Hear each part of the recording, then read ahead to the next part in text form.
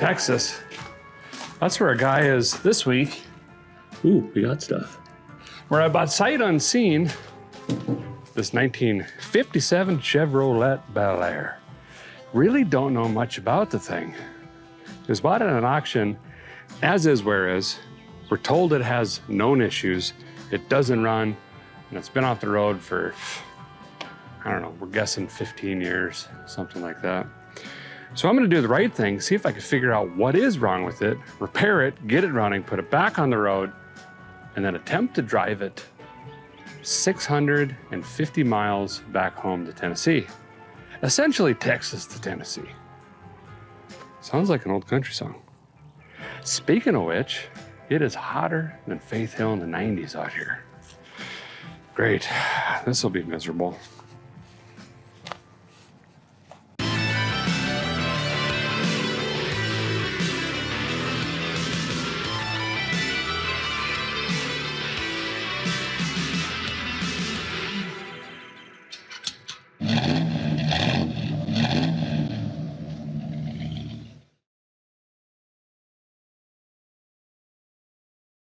So the story goes on this rig,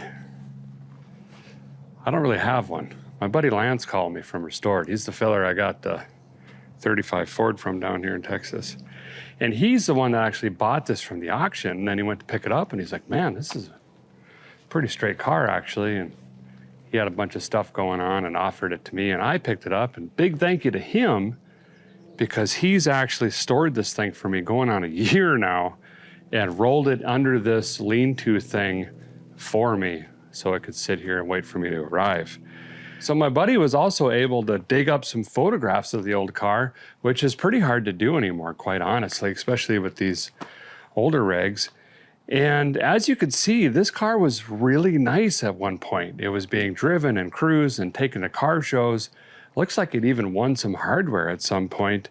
So someone really loved and adored this thing.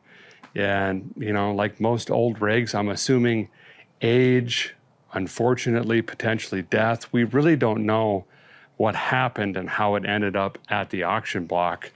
But someone really put a lot of time and effort into this 57 Chevy.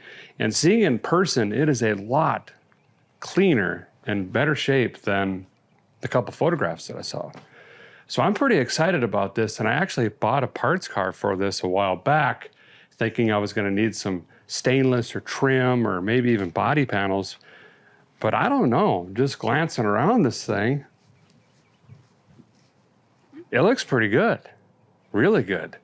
But let's see if we can verify some dates. We're thinking late 90s build, early 2000s cruiser, and then we'll walk around it, see what we're working with, see what kind of parts we might need, see if there's anything missing. And we got to get some tools and some objects to bolt onto this thing, see if we could figure it out, get it running, and get back on the road. And of course, on the way, we might do some antiquing, we might hit some museums. You know the deal. We don't plan stuff. We just kind of spelunk our way back home. Should be a lot of fun. But let's walk around and check this thing out. It's pretty darn good. So let's take a gander around this buggy. We got a couple things I want to do. One is I want to see if this is really a true Bel Air.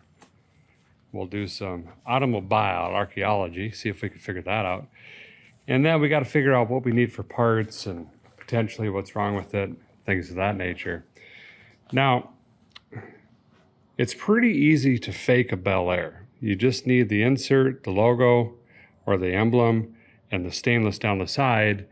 And to most people, this looks like a Bel Air, but there were a lot of other differences, namely the interior and some with the chassis as well. But we're gonna go through it all, see what we can figure out. I hope it is a true Bel Air, which would be really neat for a four-door. I like the four-doors personally. She's pretty tucked in here, so can't really see much back here. I'll try to crank that trunk open and see what's back there, and that's probably where we're gonna start, actually. I do have keys for this, believe it or not. Ignition sticks are a luxury. We don't get them a lot. But just a quick glance, it is a sharp car. Front isn't all busted in. The hood grill bar isn't mangled, which is really common. The center lower bumper piece is pretty straight. We got some stuff on the inside. But let's take the ignition sticks, jam it in the trunk. And I like to start back here to see if there's any engine parts or anything like that that can give us any sort of indication of what's going on. Be a big bonus if there are a bunch of spare parts in here as well.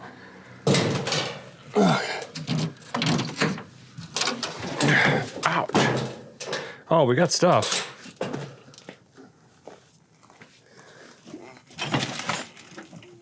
Oh, okay.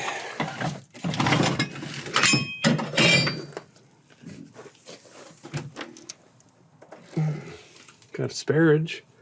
Wow, they even carpeted the back side of the seat. They really went to town on this rig at one point. Get over here and look. Get in here. So here's what we got. Feller likes Splenda. Also, he had a custom tire cover made. We got some material on the back of the seat, and you could tell because the shocks are painted and everything, this was all hussied up at one point. And there's a really good look at the original color. So this would have probably been yellow with a white top, but we'll see if we can figure that out here in a little bit. But we do have a couple spare pieces. Nice hood insert. That's a clock. We got a generator in there. We've got another one here. So safe to say there's charging issues on this car.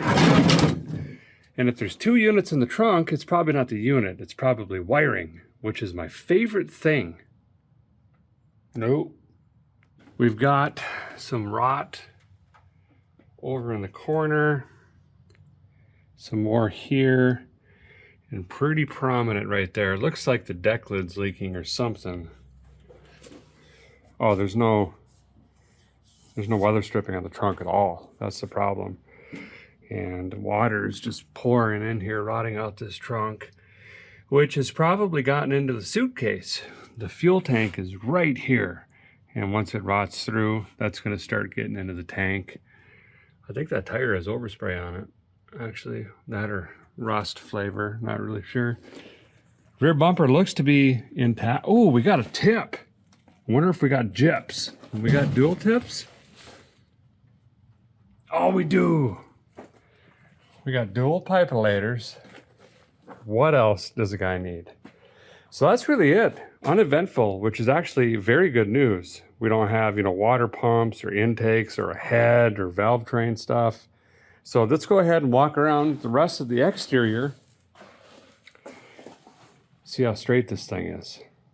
Well, this car has definitely been painted, so we're gonna go over that. We'll kind of start there. This color is called Burgundy Wine, and it takes many years of training to just look at a color and understand exactly what it is. No, it's literally on the windshield. That's really cool. So this is a golden anniversary car show thing here, and that would have been 2005. And Don and Ellen were the old owners from Texas. And that right there tells us a 283 and a Power Glide, which is pretty cool. But yeah, Burgundy Wine was not an original color. The closest would have been Coral. Now, this was probably Calypso Cream. And you can tell because of the way that it is, which means it would have had most likely an ivory top.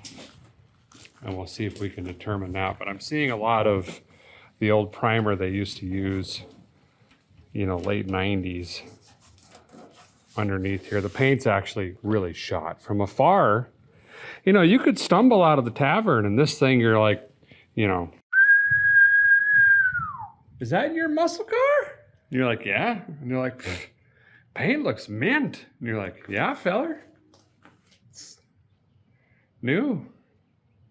7 years ago. That's what we got. It's got that brown oxide primer. She's popping through pretty much everywhere in the rig, but we don't have a ton of rust, which is really, really cool. The bottom of the fender, of course, the very common spot right there above the stainless. The doors are bubbling in that very common spot as well. And hopefully the inside sill isn't rotted. We can see bodywork here. That's Bondo. but no big gaping holes. Doesn't have any weight reduction, which is pretty wild. They never even taped this off. They knew they were putting the Bel Air trim on, so they just sprayed the whole car in this solid color. Oh, right here. Walked right past it. There's your white top. So that would have been your color. Beautiful color. My 56 Buick was the same kind of yellow and white combo, and it was sharp. I didn't think so when I was younger, and I wish I wouldn't have painted it at this point. Nothing going on with the hood at all. Not a single hail dent. Of course, this is when steel was steel. You know what I mean? They weren't messing around with this stuff. And front's not folded in. The eyebrows aren't rotted out. Sometimes this gets mud and dirt, sediment, and leaves. This just rots. Those look good. This fender, same identical story. Same thing going on with the doors. Right in the pockets. Not terrible though. Wheel well's great. I've got some cracking here. Oh, yep. I don't know if you heard that or not, but we've got, this is bondoed. That's going to be all Bondo. Same thing here. They painted, put the insert over it. Insert's in great shape. It did get a whack right here, unfortunately. But other than this, now that I'm thinking of it, quite honestly, the stainless on this car is in immaculate condition. No dents, no dents, no dents, no dents, no dents, no dents, no dents, no dents, no dents, no dents. No dents, no dents, no dents, no dents, no dents, no dents, no dents. Oh, dent. No dents, no dents, no dents, no dents, no dents. That's not missing. That's really nice. That piece right there. No dents, no dents, no dents, no dents, no dents, no dents, no dents, no dents, no dents, no dents. Pretty good. Roof's not. Oh, it does. I was about to say it never had stuff stored on it. Hard to see, but there is a moon. Right there, you can see it. Roof's got a little cave in it. Stop setting stuff on the roofs, fellers. That's what you get, okay? Glass is in okayish shape. I thought I saw, we got some wiper burn over there. There is a rock chip and a crack. This is the auction tag, as is, where is. There. Mirrors are on it, all the handles are on the thing. Pretty sharp car. That could be cleaned up, that bumper. Grill's intact. Beautiful exterior. Okay, well, let's jump on the inside. We got goodies. I can see that from a mile away.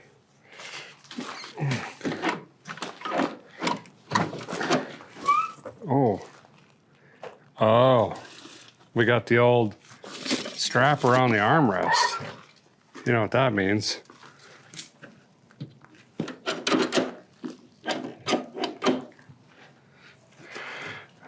Something broken.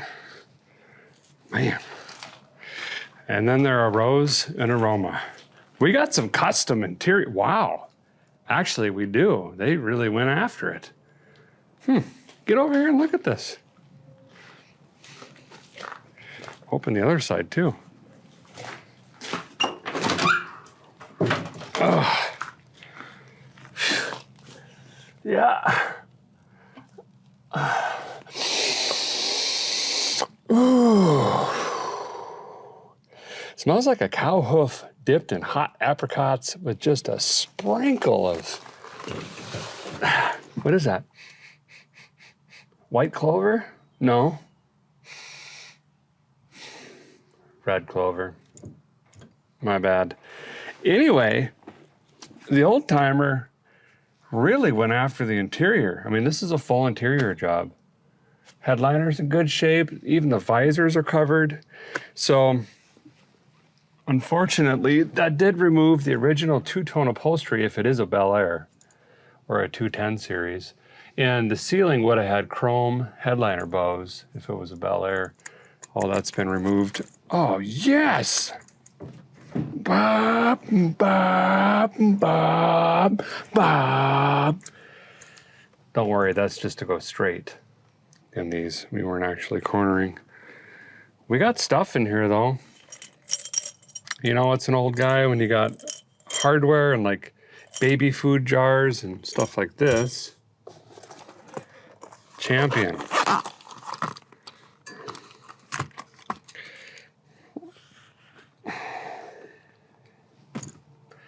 That's worth what I paid for the whole car. And then we got a box with belts. Okay, so all right, this is adding up. So we got a generator, or I'm going to say potentially water pump issue. There's 3 belts in here. And they look like Master Pro 9600s. Yep. That's going to be a 17600. So are the generators locking up, or alternators, and burning the belts off, or we got some other issue? I'm going to put this up here for my glasses. Don's Garage. Yeah, Don and Ellen. Established in 2005, Texas. So this must have been the board. He probably leaned this up against the car. You know what I mean? And I think Don's gonna ride with us. So let's set this in the back seat and I'm gonna prop it up. And Don, you're coming back to Tennessee with us. Here's an armrest. I must go over here. And the window trim for that as well.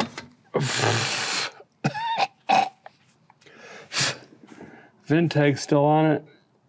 It's been sanded over 100 times, but it hasn't been moved from vehicle to vehicle, which is nice. We got paperage.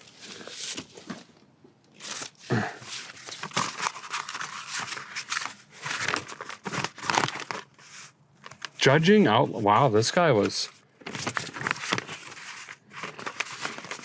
I'll be dipped. Don, did you buy a transmission? When was it? Transmission master overhaul kit, forward drum, washers, fluid, reverse drums, mounts, universal joint, rear main seal. My guy, he knew the deal. If you're going to take a transmission off, put the rear main in. Oil pan gasket and engine oil. $20 in shop supplies. Rebuilt transmission, replace left and right transmission mounts, rear motor mount seal, yada, yada, yada, yada. $1,753.40. This was April 9th, 2007, per the paperwork. And it says the odometer out was 6,037. Oh, that's kind of weird. It's 6660. 60, so there's 630 miles basically, 629 miles on a brand new transmission in this thing. Had zero idea, no clue. Here's the, it's still under warranty then, 12,000 mile warranty. I'm gonna call these guys and see if they're still in business. This is a judging outline sheet. Here we go, the VIN number, V. What is this, VIN plate? Yep. 57, yeah, VC, yeah, so we know it's a V8. I know it's a 57. The assembly code would be the N, but the model, yep, C is Bel Air. So it's a, says VC 57N is the start of the VIN code over here. And that's saying based on this, which is from Ask Jeeves in May 8th of 1998, that's saying this is a Bel Air. So that's pretty cool. Wow, there is a lot. Pages. This guy was hardcore. Okay, insurance policy expired 2012. That one's 2011, 2011. So 2012 is probably when it was last driven. That's 13 years. Registration 2008. Now it could have been parked before then and they kept paying the insurance. 2008. 2008. The insurance is 2008. The registration is 2011.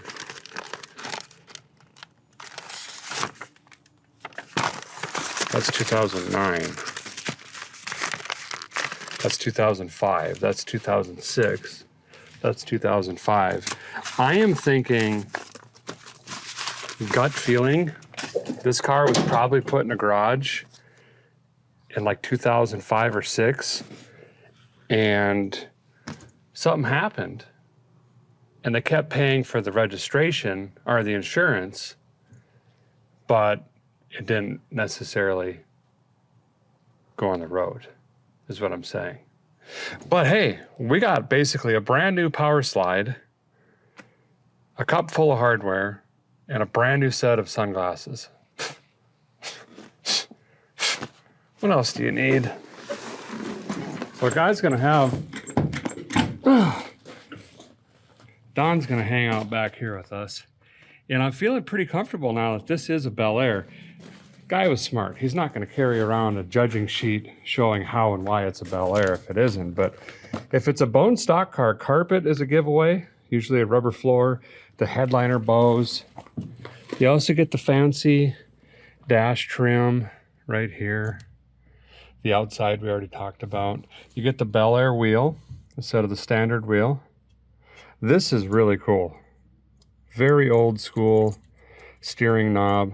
Got to tighten it up a little bit, but that's always helpful. Dash is all complete. There is a clock in it, which also means you're uptown. Mitten box is still in it. Had some, it almost looks like he never put the weather stripping in it, the whole car. Might have started driving it to shows right after paint, got excited, but unfortunately that weather also got into this really nice door card. Schmuckered that up, got into the kicker panel a little bit. But the seats, you got the button seats, nice design, simple, single button. Bel Air would have been a two-tone seat as well, but they even wrapped the plastic on the bottom all the way around. There's more of that original color poking through. But check out this headliner. This is the best headliner we have in the whole fleet. Boy, the smell in here is just humid. It is so heavy. 2-foot driver without a doubt, 1,000,000%. So he was riding the left foot here. Oh, it moves. I wasn't, oh. Brakes. No. Never got brakes. This is usually why I wait until right before I want to leave, because now I know this whole entire time we've got to put a full brake system in. Sweet. Oh, wiring seems intact. Heater box is there. Rust checker is calibrated. Seems to be doing pretty good. I'm sure we'll be under there anyway, for some reason or another. Rear is just as fancied up. I doubt this was ever even sat in back here. Package tray is all done up.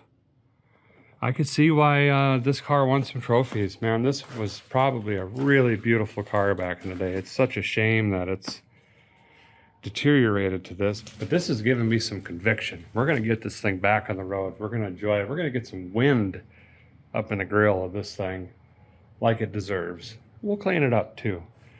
But that's pretty much the car. We have one last place to get, and that's under the power barn. There's also an indicator in there to doubly, triply confirm this is a Bel Air. This is the Straplizer 200 that I'm assuming went over to the other rest that's now broken off. So one of these doors doesn't close. Safety lid. Button popper. Probably another bottle of hardware around here. But that's really it for the interior. There is nothing else. It's cleaned. There's no evidence of rodents anywhere. Oh, it's definitely been outside for a long time. Well, the guy's got all the doors open on the crew cab now and the trunk, trying to it out. Let's see what we got under the hood of the Bel Air. Yes, we got completage. Okay, all right. Lead substitute, like this is old school. A lot of people don't know that adding lead to your gasoline helps with your valves and seats. So old timer was adding lead substitute to his gas, and the fact that it's in the front tells me that every time he filled this thing up, he was checking the oil. Does everything look good? You know what I mean? Got some ice cube juice. We got a battery from who knows when. Small blockage. It's a small block. Yeah. 265 or 283, and I'm going to show you guys a super simple way to tell that. We got completage. Let me get this off, and then you guys can come in and take a look. Oh, nice. Got the 4-jet. This thing's a hot rod. Oh, we got a new part. Well, new before my kids were born, but you know what I'm saying. Single pot of death, no heater. This is looking great. I wonder if taxis come out here. Probably not. So, quick little thing here. If we look way down there, we can see a spin-on filter, oil filter.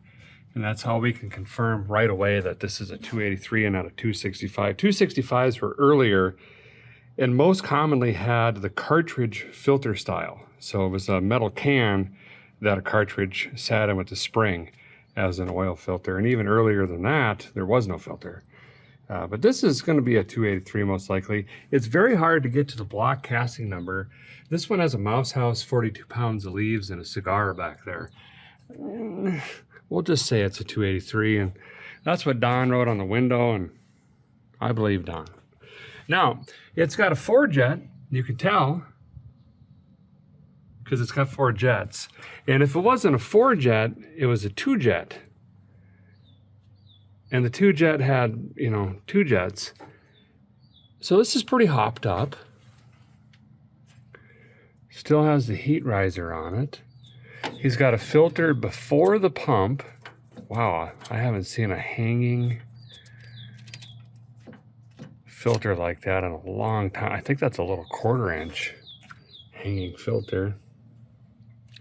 That's an Edelbroken fuel pump. You can tell because of the way that it is. We got the heater hose looped here. It's got a corporate blue timing cover, which is weird. Must have been painted over at one point. This is probably a later model engine that's been painted. So that's interesting. Now, you're not going to see any corporate blue on this intake anywhere, because that's going to be a 265, 283, 307 with the filler neck like this, which predates corporate blue. But that's, it's been painted, cobbled up. We're not really sure. We'll try to figure that out. Of course, it's got the ram's head or sheep's head manifolds on there. Walmart fittings, single pot of death.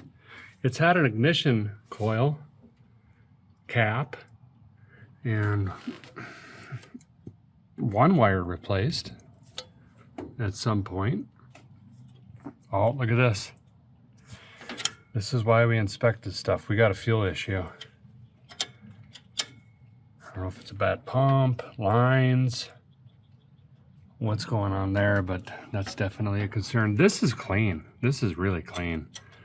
I'm going to say this was a reman or something. See how the bottom is powder coated? The base plate? And the rest is like a cast color? Someone's gone through that and completely redone that, which is pretty good. Ballast resistor still in it, so it is in fact still a contact or point and coil kit. It doesn't have like the upgrade hidden under there, which we'll look at that here pretty soon. Is this an extension cord? It is. Extension cord, SAD cable. Hold on a second. I worked on this car. I'm just trying to remember when. Extension cord as a battery cable, that's me. Another indication this is in fact a V8 car other than the obvious VIN tag. Radiator setup, straights were different than V8s, and this is correct. This is going to be a Harrison 3103343 V8 radiator. Now the other way we could tell here is the trim tag. If you look under style, to the right of style, you're going to see 57 and then dash 10. 10 is Bel Air, 12 is usually a 210. But at the end there, you'll see the letter D. And that is another indicator that this was originally a Bel Air car. So between the VIN, all of the stainless and trim that is present, the steering wheel, cowl tag, it is a V8. It's got the power slide. It's got all the stainless. It's got the clock, dash. This is a yellow white 57 four-door Bel Air. Okay, well, let's take a gander here, see what we're gonna need. Excuse me, it's hard to yell when you got rails in your mouth. Uncle Derek's Revival Recipe. Spark, fuel, compression, valve timing.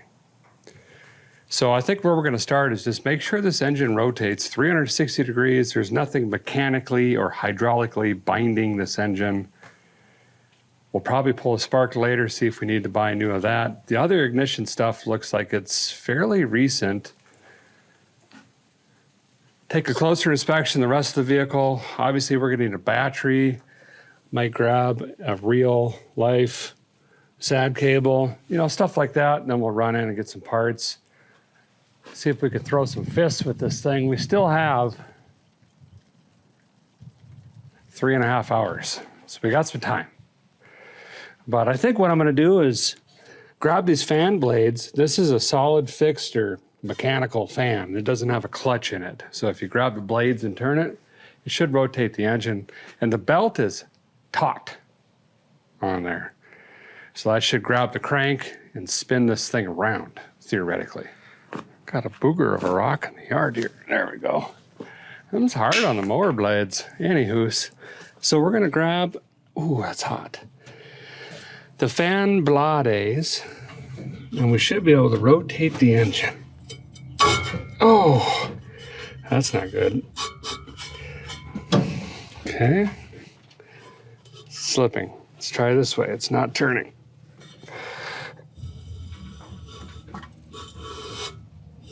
It's not turning. The fan blade is turning, the engine is not.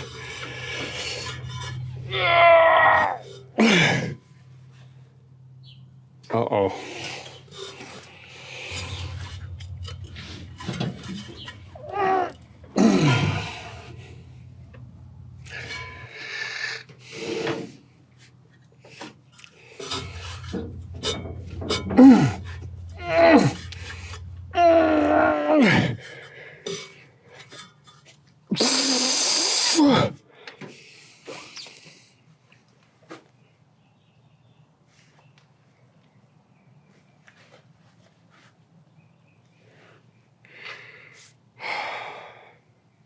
I think this engine is locked up.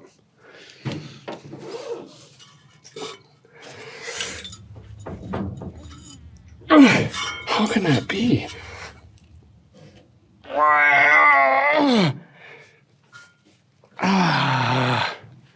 Engine stuck.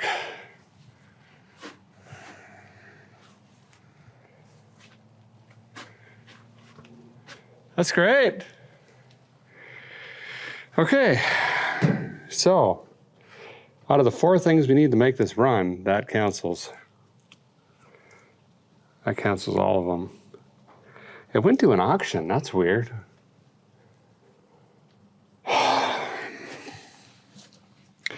Well, we can't do nothing. We don't have to worry about transmission or brakes or bearings or seals or anything until this engine rotates. Let me get a wrench on, it's hard to reach the crankshaft on this.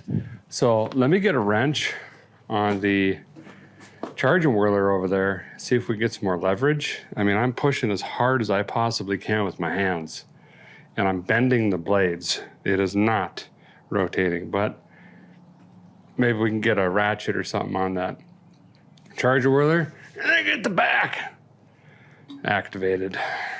Okay. So turning the engine over by the fan blades did not work. I mangled two of them, pushing and pulling hard. And listen, I ain't no spring chicken, but I got torque. You take that to the bank. Well, credit union, wherever you go. So now I'm up on the generator because if we're gonna try to get on the crank on this, we're most likely gonna have to pull the radiator out. So let's give this a shot, see if we can get this thing to rotate. Belt spinning, push pressure on the belt. Let's go this way instead. Nope, literally just knocked the nut loose. Wow.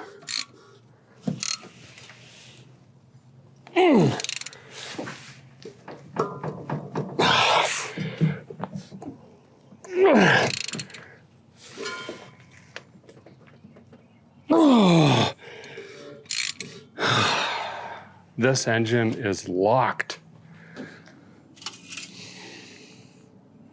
It's got fresh oil in it. Like, fresh. Like someone changed the oil because the motor was stuck.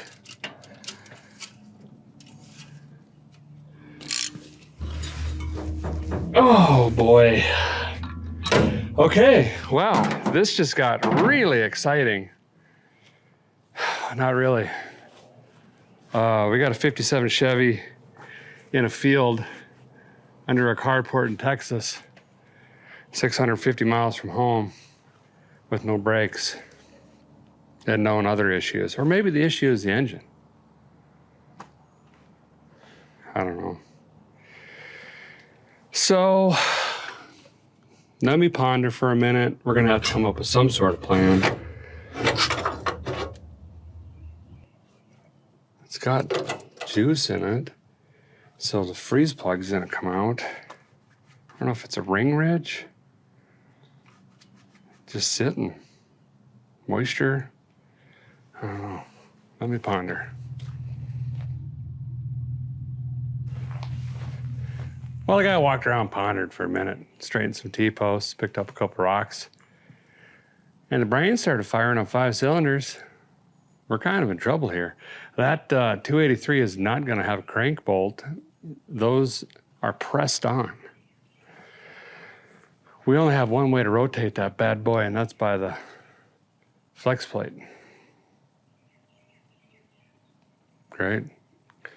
So I'm in a small town of, I'm going to guess 800-900 people just by driving through the gas station that was caving in and the one barbershop that wasn't open.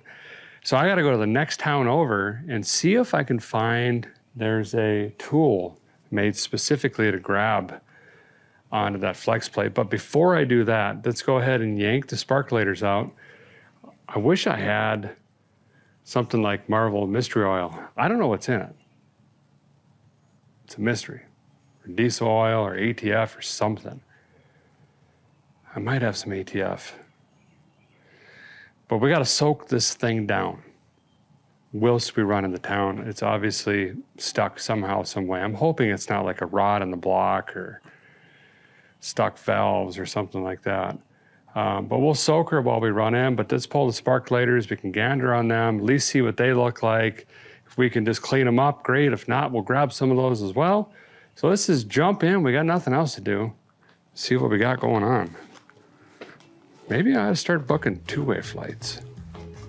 No, that's way more expensive-ish.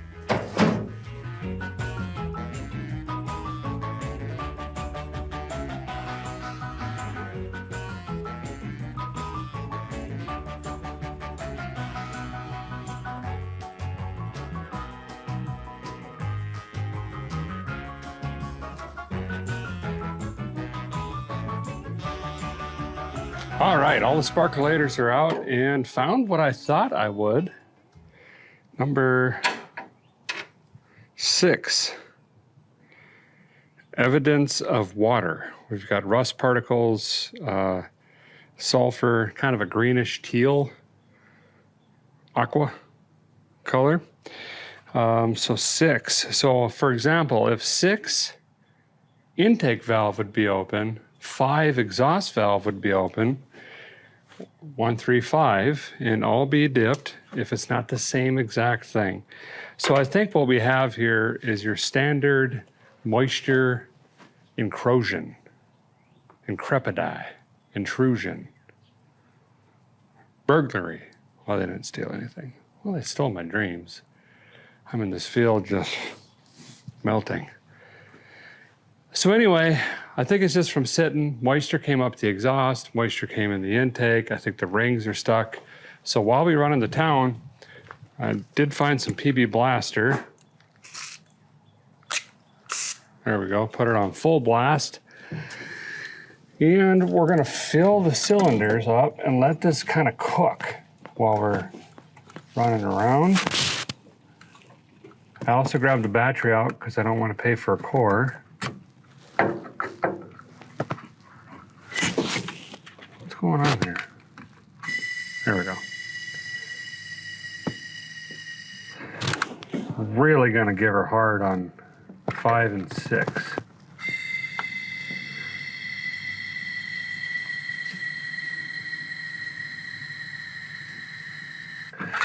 And although it's in a V pattern, you got to remember if moisture gets in, that's going to settle on the lower side as well. So in really tough situations, we'd leave the sparkulators in, pour ATF right through the yap.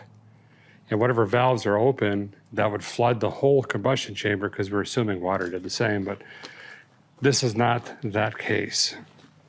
I'm gonna bounce around here, get this done.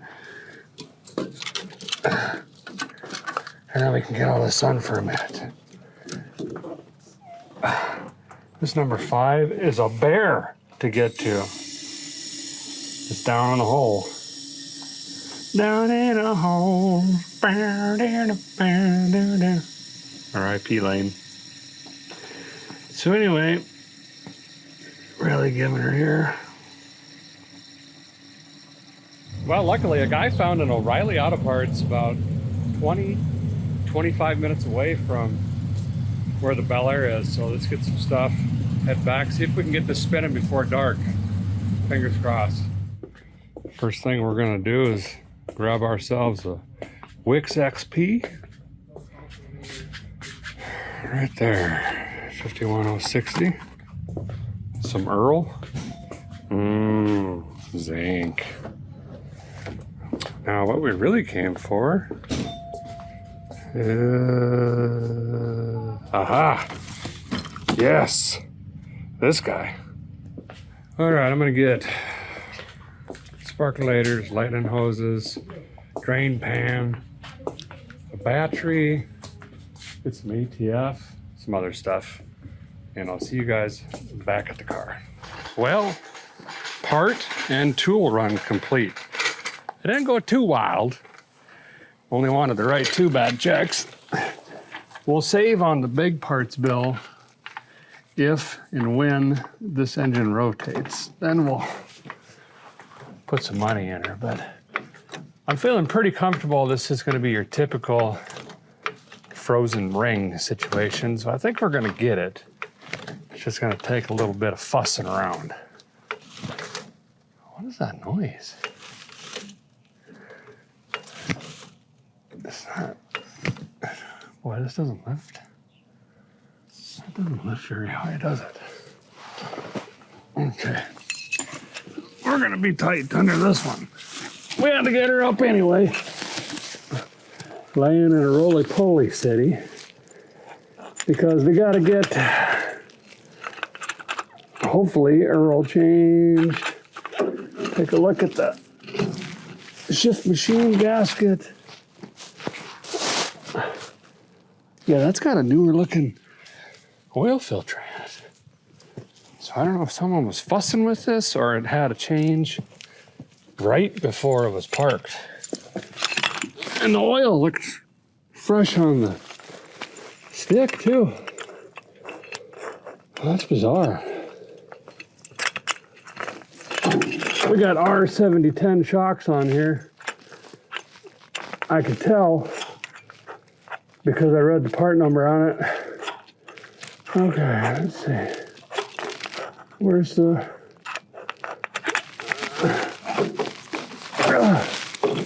There, now I just feel dangerous. It's got glass packs. So we really do got jips and tips.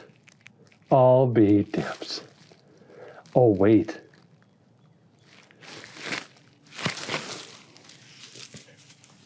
Don't the old Power Glides have an enclosed bell housing?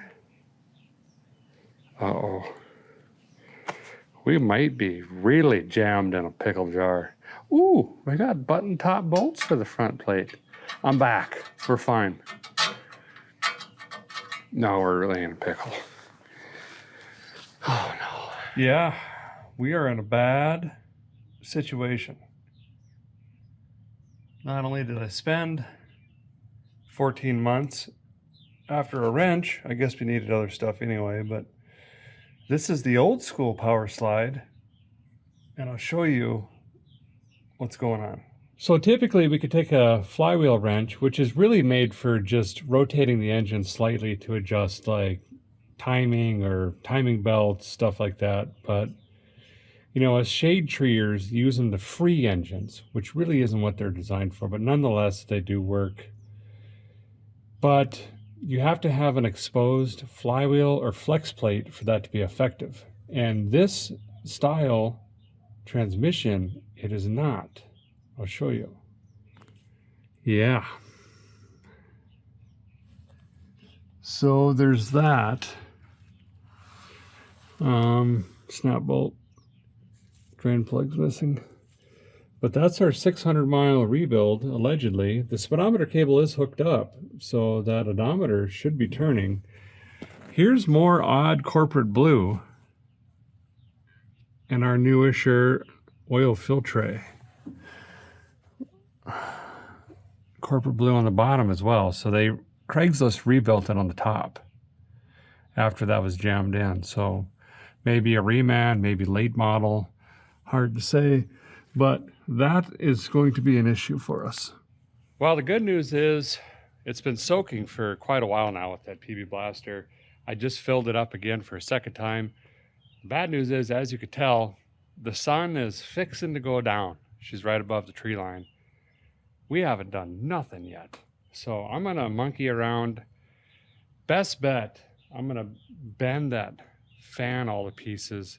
I think I'm going to continue to work on the generator. At least then I can use a ratchet for leverage. The biggest thing here is leverage, and that's the advantage to using a flex plate or flywheel is leverage instead of the crank bolt. But we've been reduced to nothing but the belt in the front, which is going to make this, could be worse. Could be raining, the skeeters ain't out. Is that a maple tree? Huh. Dent, dent, dent, dent, dent, dent, dent, dent, dent, dent, dent. Standing 6'5", 283.6 pounds. Your undefeated, locked up engine contender. Dent, dent, dent. Dent, dent, dent. Still undefeated. Dent, dent, dent. I got it. Well, kinda. Hear me out. I got 358 degrees of rotation.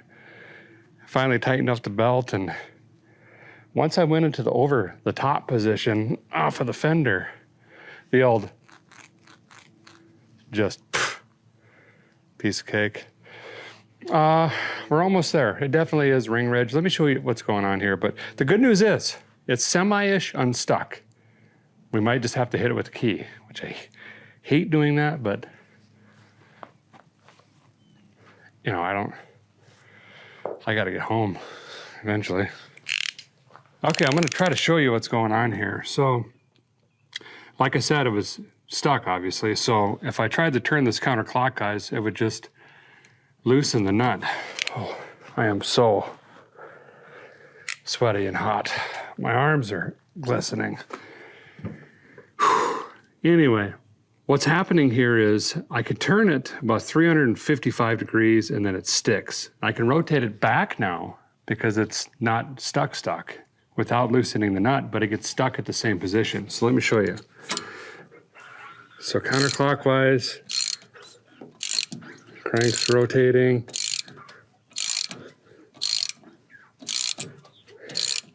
Right there.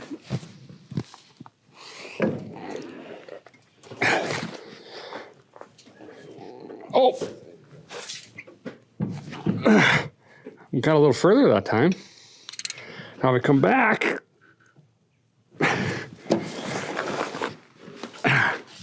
About slipping now again.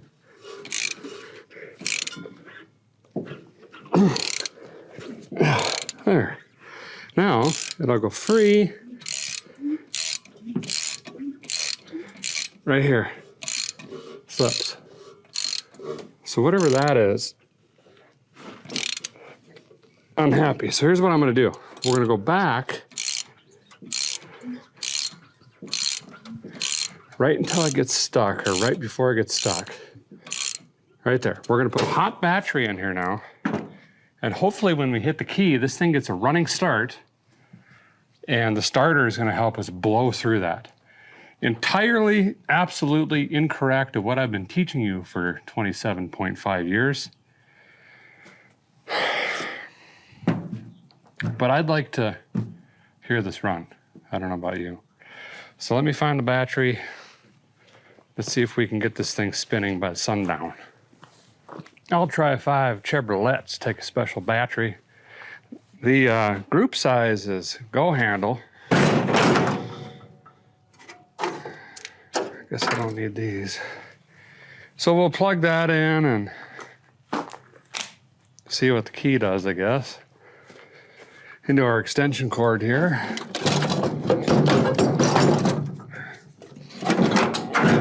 For Pete's sake, stuff everywhere. There we go. Man, I got me a back crack waterfall. And don't you go chasing that either. Okay. Got a gold happy clamp for some reason. A silver sad clamp into an extension cord. There we go. Installed. Why'd you leave the key hanging in the trunk? I don't know. Oh, there's a plate on here. Ouch. Antique vehicle. It was registered until 13. I think we talked about that earlier, but I can't remember what I said. Okay. Usually I got a lone wolf hooked up, but I don't know if we got the budget on this yet. Key on. Oil light come on. Temperature gauge danced for a second. Okay, we don't want to bring any thunder. Of course we can't. We just want to get through that tough spot when rotating. Oh, this is painful. Here we go. Oh, right through it. Yes. It's probably, oh yeah, you can see the mist from all the penetrating oil coming out. And dust particles, rust particles.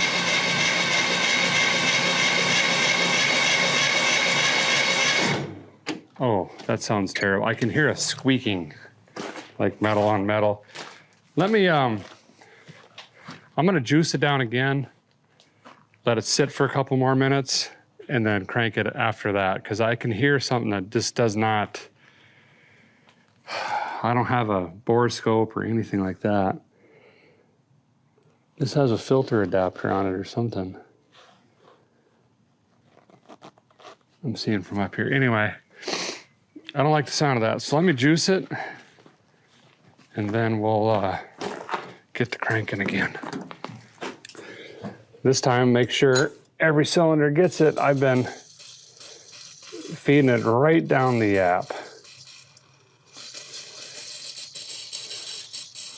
And this is gonna suck it right into the combustion chambers. I'll let that sit for a minute, and then we'll crank. Okay, she's been soaking again. Let's try it now, see if that metal on metal sound is gone.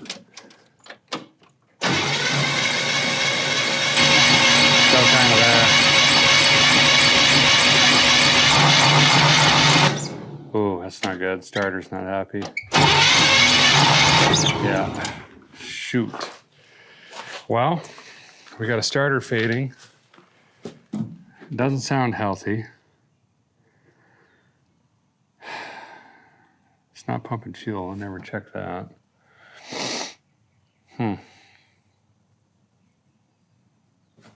Boy, we got some issues to work through here on this one, don't we? Well, the guy's about to lose light here in probably 20 minutes, if that. I think I'm gonna call it for today. We got it unstuck. That was the big victory, but a day pretty much wasted with travel and farting around with everything else. Kind of typical day one stuff. Don't bend the hood in half.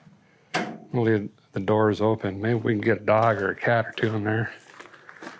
Should be fine. Tomorrow, we're gonna learn a lot. We're probably gonna change the oil on this right away if we're gonna keep cranking it.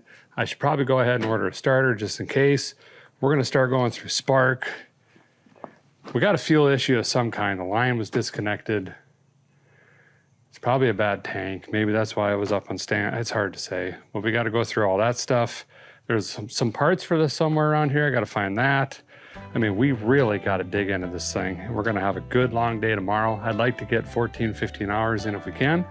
So I will see you guys. Don't be late. Early. Tomorrow. There's a spider in my cab.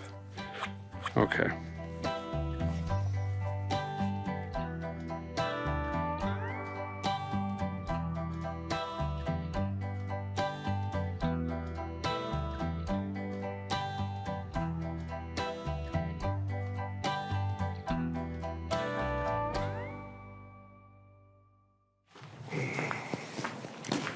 I told you fellers to not be late. And here we are, it's the afternoon. That's completely on me, actually. A big thank you to Lance, again. He brought over some brake parts that I ordered ahead of time to make sure that I would have them drums. So I spent the morning bebopping around getting the rest of the stuff, some various wheel cylinders and things like that. I am hopeful that we are gonna be into the brakes today, meaning we gotta get this thing fired up. It has soaked overnight. Now we're gonna jump in, get the oil changed, go through the ignition, get some sparkles, see if that, supposedly it looks freshish, Ford jet, it's gonna Ford jet or not. Fire this thing off, and then we could dive right into probably brakes, because, you know, I never got them. Got a helper today. Oh, look at you, nice to meet you. What's your name? Huh? Nice looking dog, German Shepherd mix of some kind. So I think the very first thing we're gonna do is drop the oil in this and the filtre. Now it did look fairly fresh on the stick of dips, but we now have to keep in mind that we just dumped a bunch of stuff into the cylinders. I'm assuming a lot of that has leaked past the rings and into the pan. Also, we know that there was moisture in at least 2 of these cylinders, and there's no way water didn't get down into the pan. You could pull it and it looks fresh, but as soon as it mixes up, it'll start getting foamy and milky and stuff like that, which means now that we've been cranking on it, the filter is also contaminated. We have the stuff. Let's just change it and be done with it. So let me get a pan and we'll drop it. We might see some contamination right away here. Not a lot, actually. Let that drain for a minute, and then we'll get the filtre off over here, button up the bottom side, and then we'll go up top. While that oil is drainalizing down there on the bottom side, I'm gonna get the oil filter prepared, and of course I'm using that Wix XP oil filter. I've been using Wix filters my entire life, and you guys have literally watched me install hundreds of Wix filters. And it's one of the most commonly asked questions or comments is, why do you always grab a Wix filter? Well, today I am finally going to answer that question. So Wix Filters design, manufacture, and distribute products for automotive, diesel, agriculture, industrial, and specialty filters. And they have product lines including, oil, air, cabin air, fuel, even coolant, transmission, hydraulic. Wix Filters have you covered.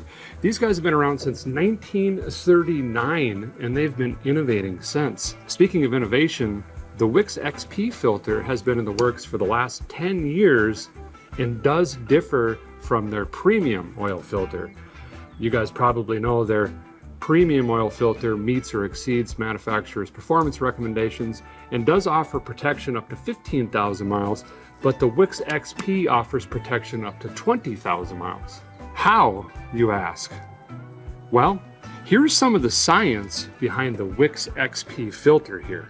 There's a blended filter media in here, which is 50% more efficient than the previous media. The new media with resin is stronger than the previous with wire backing and can resist higher temperatures. And it says right on the box here that it's ideal for heavy loads, think towing, hauling, city driving, stop and go traffic, extreme driving conditions, even dusty conditions, stuff like that. The Wix XP filter is the one you want to grab.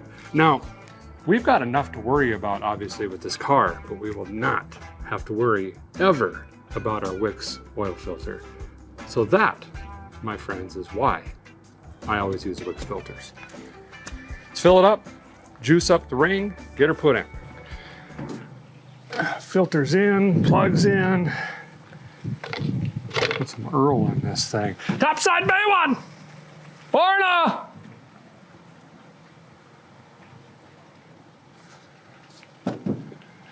Yeah, still just me. Anyway, we're gonna go with the old Valvoline VR1 2050. It says right on the jug, specifically designed for pushrod and flat tappet engines. Well, I've got those. You know what I mean? I think also while I have this fun-neal out, we're gonna pour some new clutches in the shift machine over there as well. Even though allegedly that only has, what do we determine, like 600 miles or something like that? We don't know. For once though, the receipts aren't at mom's house or lost them. That's nice. I'm not really sure if it's gonna like 20 weight. We'll have to wait and see what this engine says to us. We gotta drop to like a 1030, more traditional 1030. Then I'll switch it over to the max life, high mileage. Does that guy got horses over there? I think he's got it painted. I'll be. So now, I think we can crank this over again, shoot out all the juice I put in last night before I left, clean that up, and then we'll get to putting sparkulators in, get our ignition system dialed in, hopefully. Make sure we got sparkles. And then we should be able to prime that fuel, make it happier, and just see if this thing bangs off. Makes any noise, good noises, not bad noises. And if it's not knocking like a Jehovah's Witness, we can move on to fuel, everything else. Just put that straight into this one. Guy puts hydraulic oil in his transmissions every now and then. True story. Wow, for heaven's sake. There we go.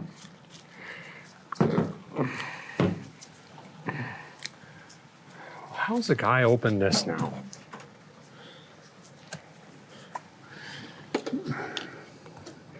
Don't want to fire this thing up with not enough fluid in there and run that pump dry. It's no bueno. So, nice. Very nice. Good. Goodly. Okay, put the SAD cable back on. We got Earl in it.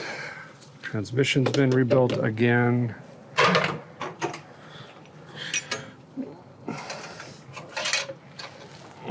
we're cruising. But we are behind schedule.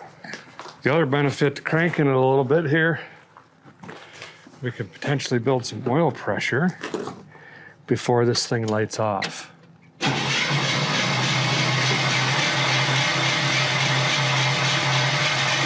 Oh, I gotta remember the starter. Starter is fading on us. She's on life support. Can we put another one in? Yeah, do I wanna do that? No, it is 742 degrees. We're in an elephant's armpit out here. My back is wet. My eyebrows is leaking into my pupils and I can't see.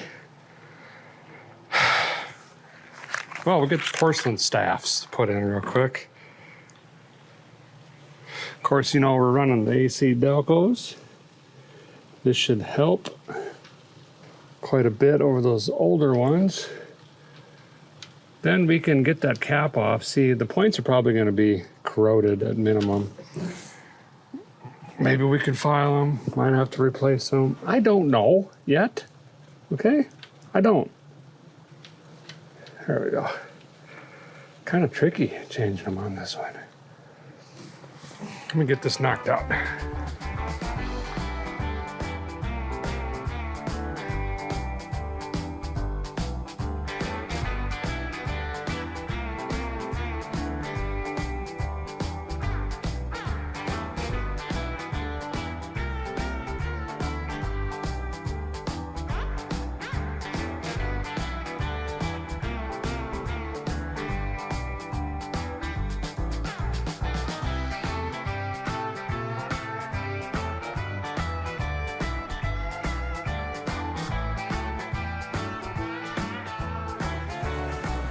Well, the guys got the sparkulators in, so let's continue with the ignition. I'm going to get the lightning cap off here and see what the points look like. Cap and rotor. Make a determination what we're going to do.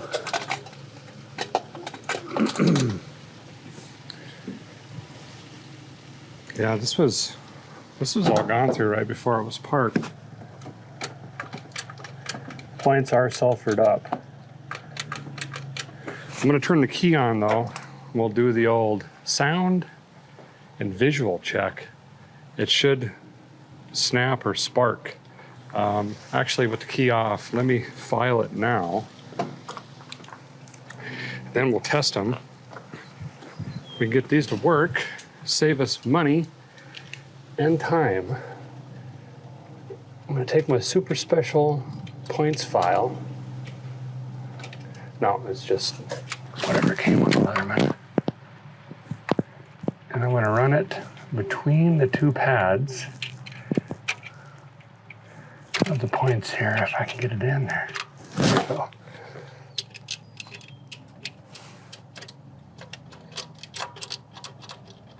Gentle, gentle. Firmer, but more gentle. Gentle, firmer. Firm, gentile. Okay. Kind of hard to see, but there's quite a bit of material we just took off there. So guys got the ignition turned on. Obviously the battery's hot. And if this coil is good, which it should be, it looks new, and we filed the points clean enough, we should see a spark and also hear a spark down in there. If I rotate this on the cam, I can hear it. There, I saw it. There, I saw it again.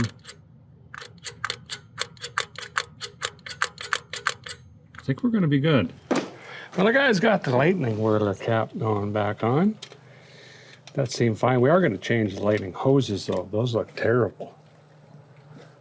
That's on there. Definitely tell us it's been monkeyed with, because the number one, I'll put that down there, never see it again, is on the back side facing the accelerator pedal, which normally should be on the front facing number one.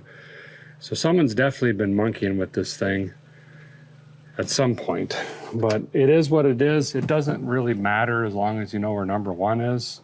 It's all gonna fire the same. So let me get some hoses in here. We're getting really close to seeing if this will fire off.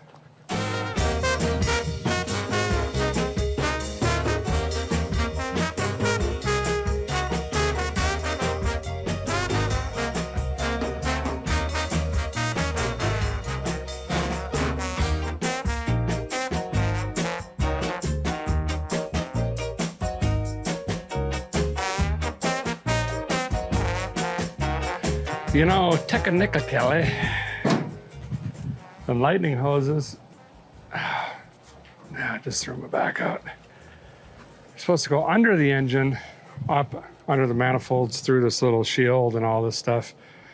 It's a nightmare. I just got them dangling in there like Christmas lights off the porch of a single wide, and it looks fine. We'll leave them in there year round. Okay, let's prime the four-jet. It is so hot. And see if this thing is going to make noise. I am really, well, I don't know if it's more nerves or excited because there's a lot hinging on this, and we are still way out in Texas. Well, guys, going to try to prime this. I don't know how well this is going to go. I'm going through the accelerator pump well because I can pour it on the arm itself, and then that follows it right down into the bowl.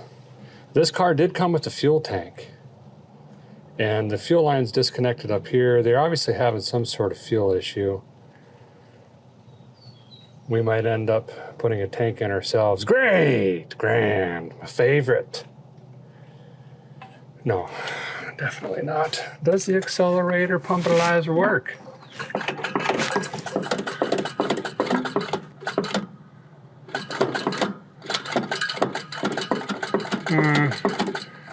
Not really-ish. I don't think I have a four-jet rebuild kit, do I? I don't think you do. Okay. Why am I whispering? I don't know. It's probably heat stroke would be my guess. Delicately trying to pour it down the jets, or the vents, excuse me. More heat stroke kicking in. Haven't eaten all day. I don't even have a cooler. Why don't I start getting coolers and like drinking that clear water stuff? Might be good for me, who knows? Okay. Put that here so I can start a fire. The moment of truth this is. Does the Bel Air run? Let's find out. Perkage. Bring in the thunders. Nothing.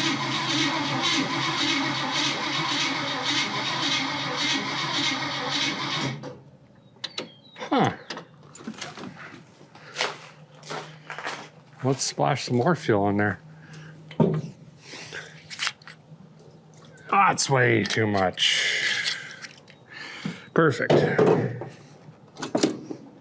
Close the choke on it. Try it again.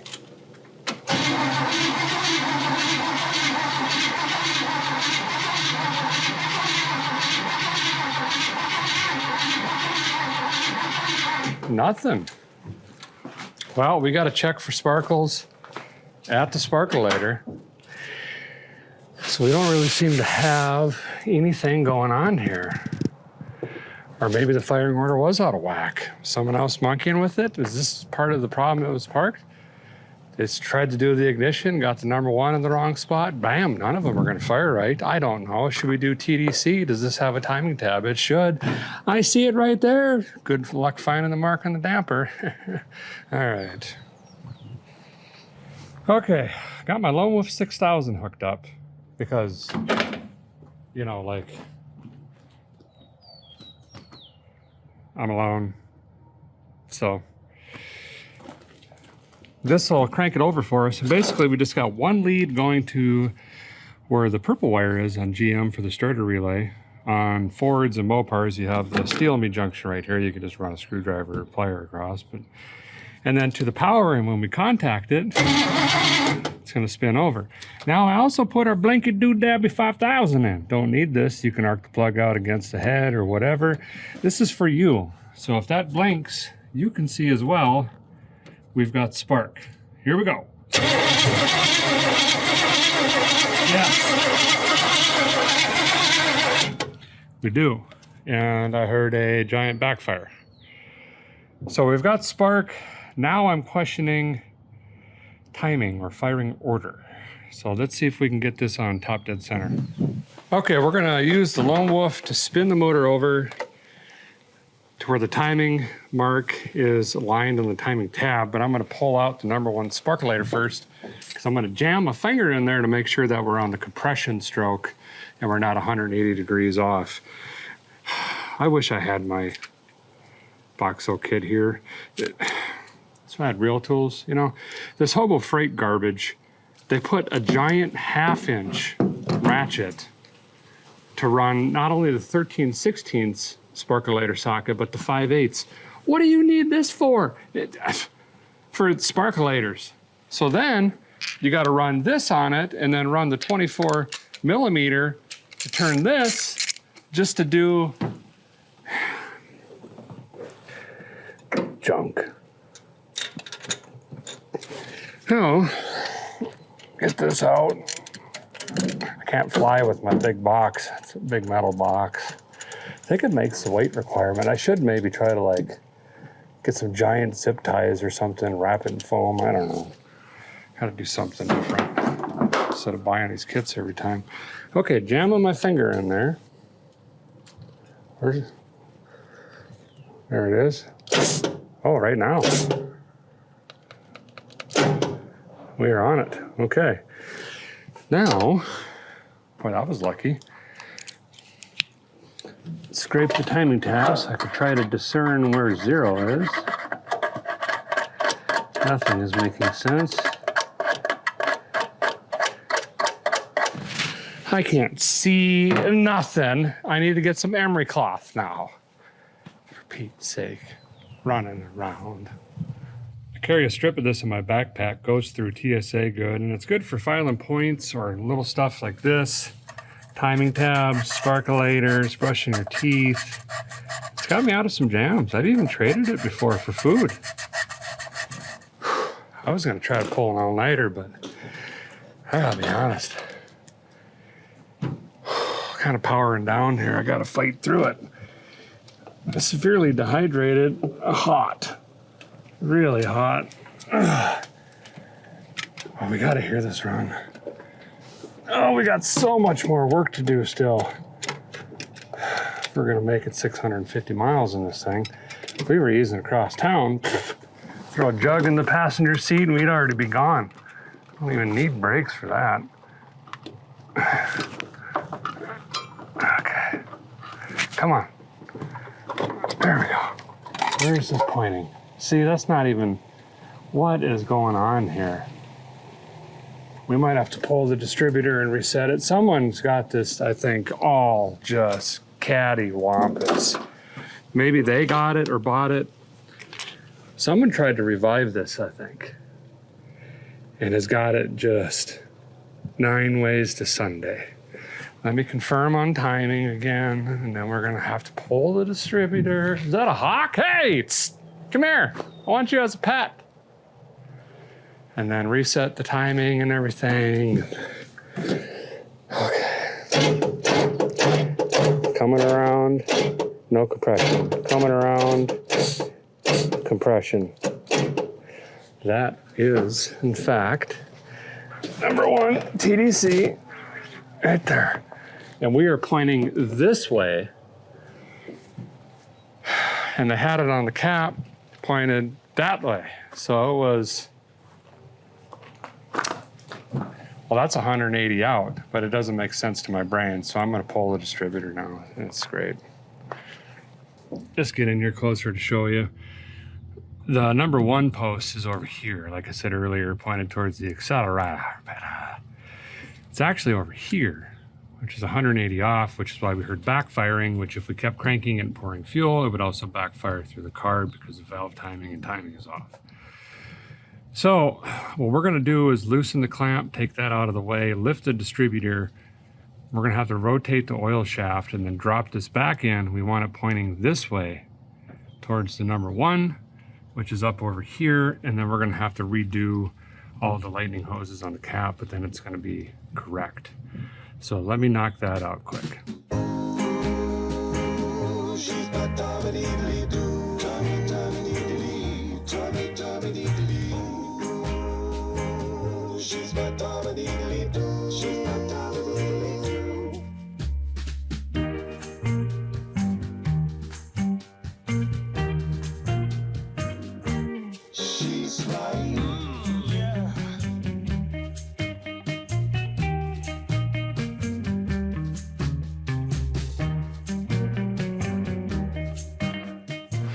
All right, lightning whirler's been pulled, put back in, reset. Lightning hoses are back on. Number one sparkulator's back in. Timed it by eye. Should be close enough to fire. And then we'll figure it out. If it fires off, it's gonna run terrible for a couple minutes. We got so much stuff in here. And I think I'm gonna pull the spark tester out. They get melty quick. We've already verified we got spark. Okay. And is the key on? Key is off. Key on. Let's hit it. Oh.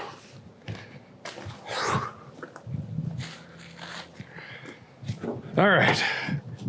Bang the thunders. There you go.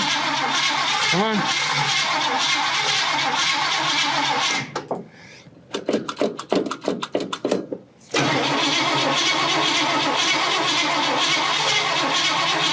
It's trying.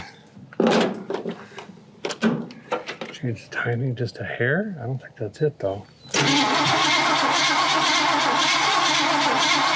Needs more fuel. I think the accelerator pump is shot on this. There we go.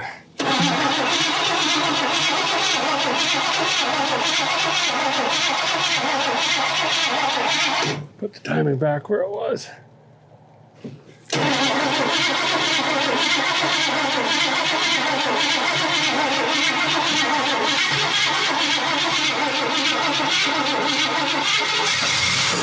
Yes! There you go.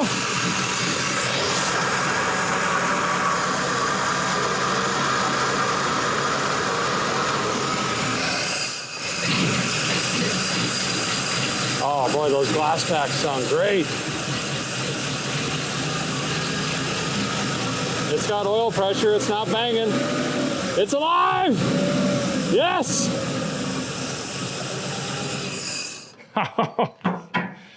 Oh, there we go. Whew. Oh man. Well, I confirm someone tried to get this thing fired up. It just didn't quite get it right. And that's okay, they were trying. Whew, it's smoky. I'm gonna find some shade. I gotta sit down for a few minutes.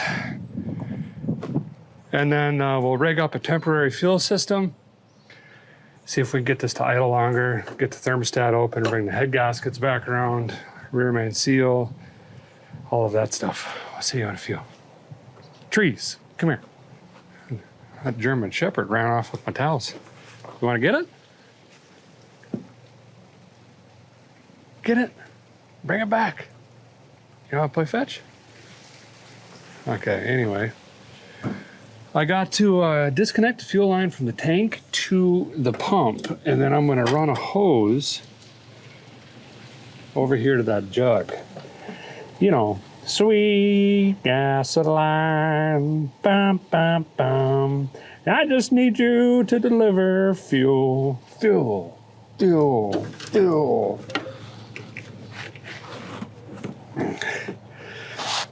And then we'll fire this thing back up again. Where's my leather person? There it is. Oh, had to go sit in the shade for a couple minutes. It is hot today. It's got to be 116 minimum. Ouch.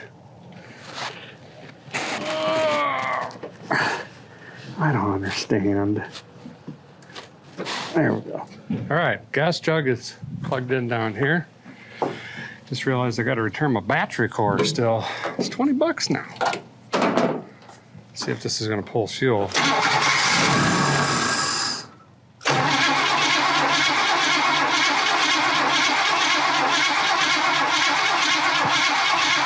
I don't have a hook to the fuel maker happener yet. I'm trying to see if it's going to pull something. I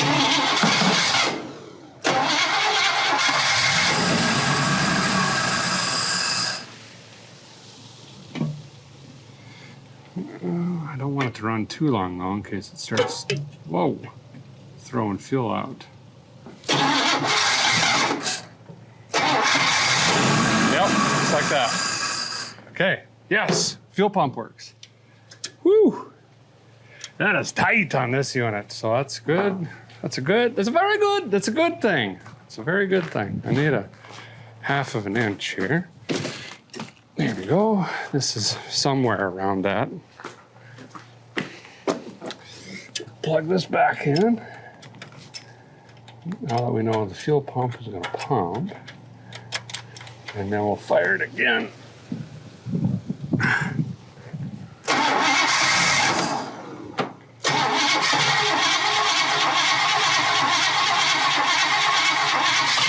Should be filling the bowl. Come on, come on. There we go. All right.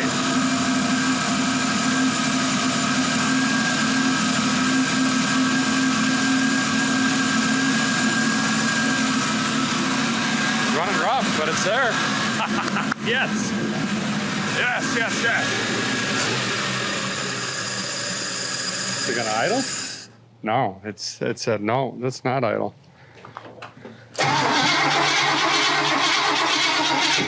All right, I'm sorry. Put the stroke back on.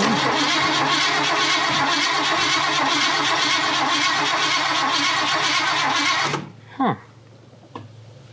More fuel?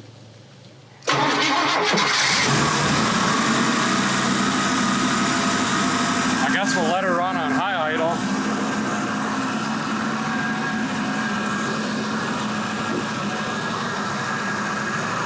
Boy, it's gonna smoke like crazy for a while.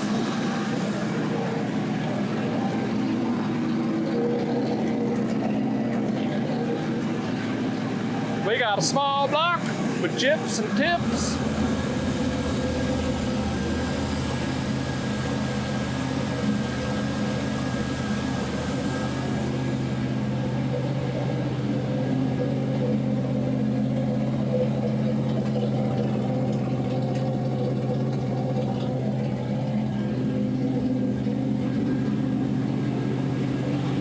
Smoking really bad.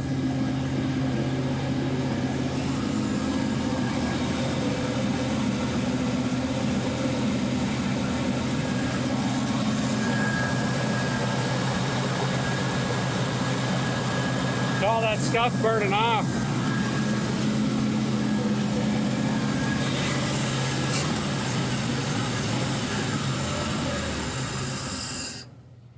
Boy, it does not want to idle.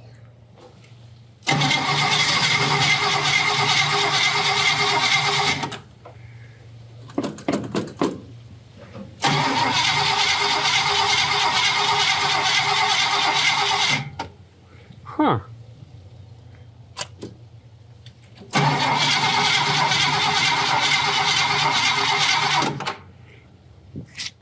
Well, I can't believe it. It wants that much fuel.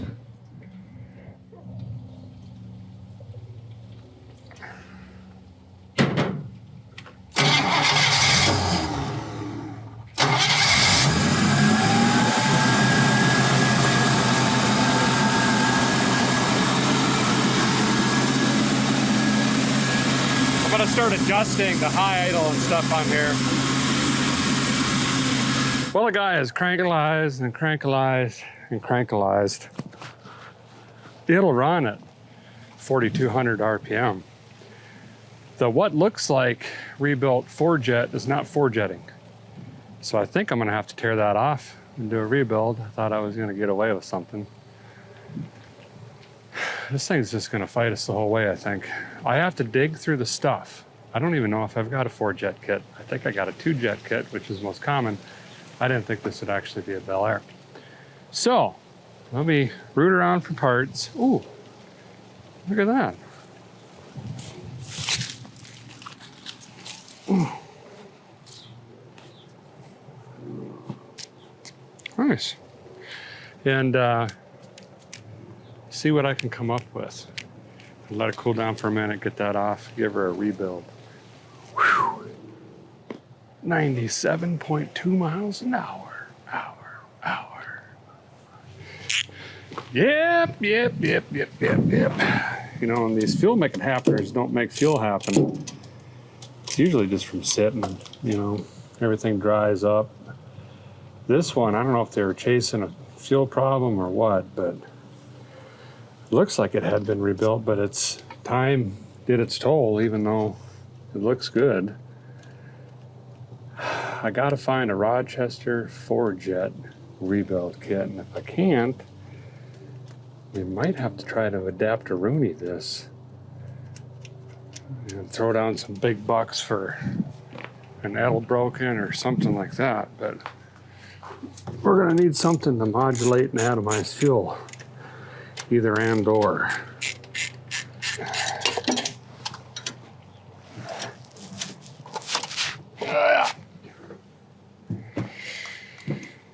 Yeah, see, that's got the wonky adapter-rooney on here. Well, see what I can find. We'll go from there. Well, I cooked another hour and a half off, but I got a kit. You know, 322F, this should be what we need to try to rebuild that Ford Jet. So I'm gonna throw the tub down here, find some shade, blow it apart, see if we can figure out what's going on with that thing, rebuild it with, you know, 40% of what's in this box. We'll throw it back on, see if we can get it to idle.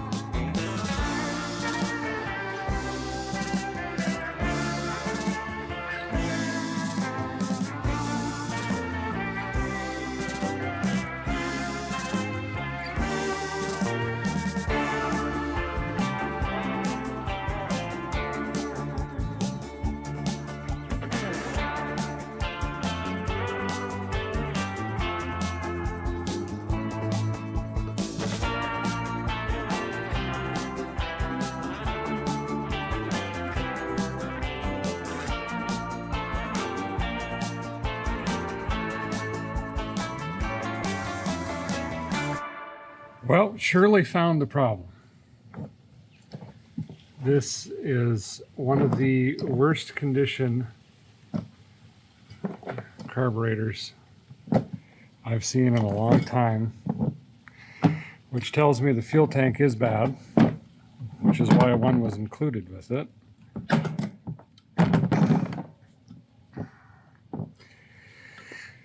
So that's going to be a project. There's 4 total jets on this. 2 in the rear, you can see here. 2 in the front up here. It's basically just the two barrels slammed together, mirrored. But I got to see if I can get this cleaned out. This is in bad shape. All right, fuel make it happener should once again make fuel happen. This thing was really bad. Unfortunately, this one really needed tumbled, the body of it. It was that bad. And it's good enough for now, it's gonna work, but we have like a 95% chance a jet's gonna get clogged, or the pump shot ball or something in here is gonna get jammed up again. It does not take a lot, and there was a lot. I couldn't get out of there.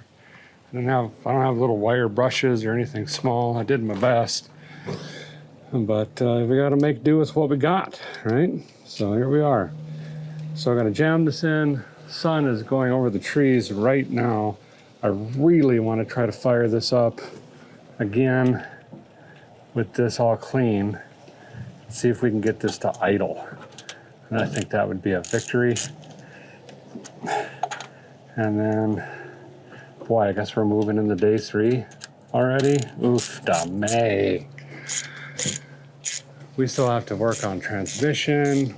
We still have to do tires. I mean, I gotta get tires on this. I gotta do brakes, fuel tank.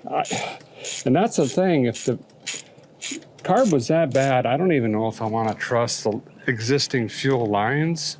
It might be in our best interest to just throw a couple jugs on the floor, quite honestly, and hit the road, because we could fart around for half a day putting the tank in, and then all we do is just suck up a bunch of varnish, junk, and rust in the lines. I don't have an air compressor or anything like that, so, you know, it's just a basic little toolkit and a plier on my hip. But if we get it home, we could always do some dolling. Been tumbling it around in my head too. If we have a new tank, what if we just put the new tank in the trunk and then run a line to the new tank, and then we have better capacity. We just have to run a line.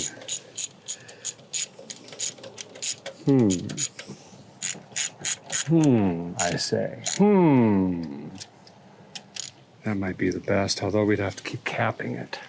We can come up with something. Well, let's give her a go. Might have to crank it for a minute for the bowl to fill up. Okay. Good.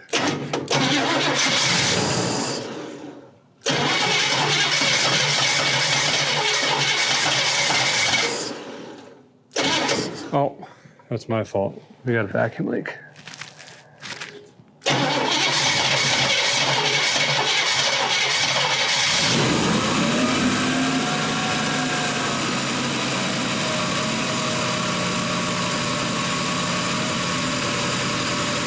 There we go. Pull the timing back just a little bit.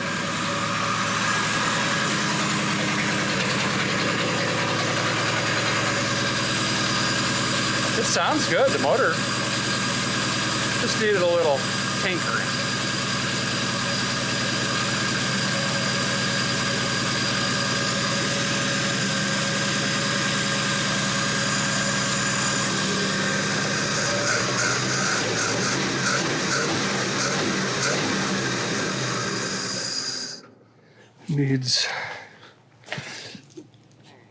Needs this.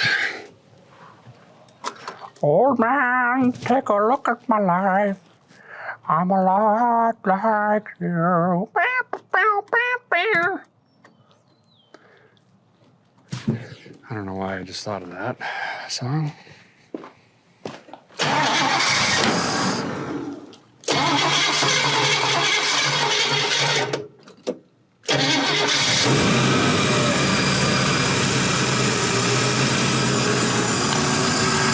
There we go.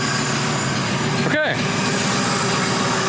This line is pulsing, which means it's pumping fuel.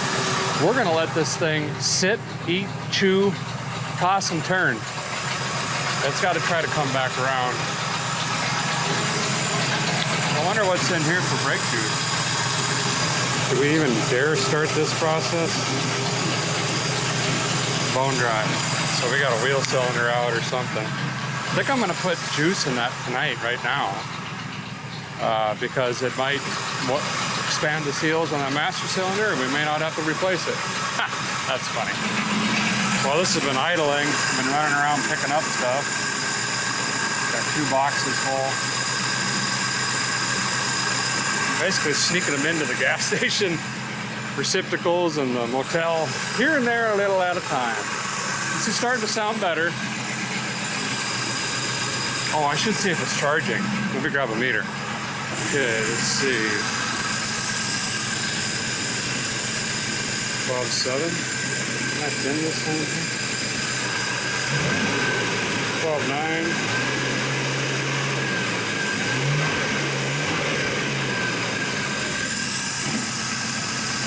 13, charging.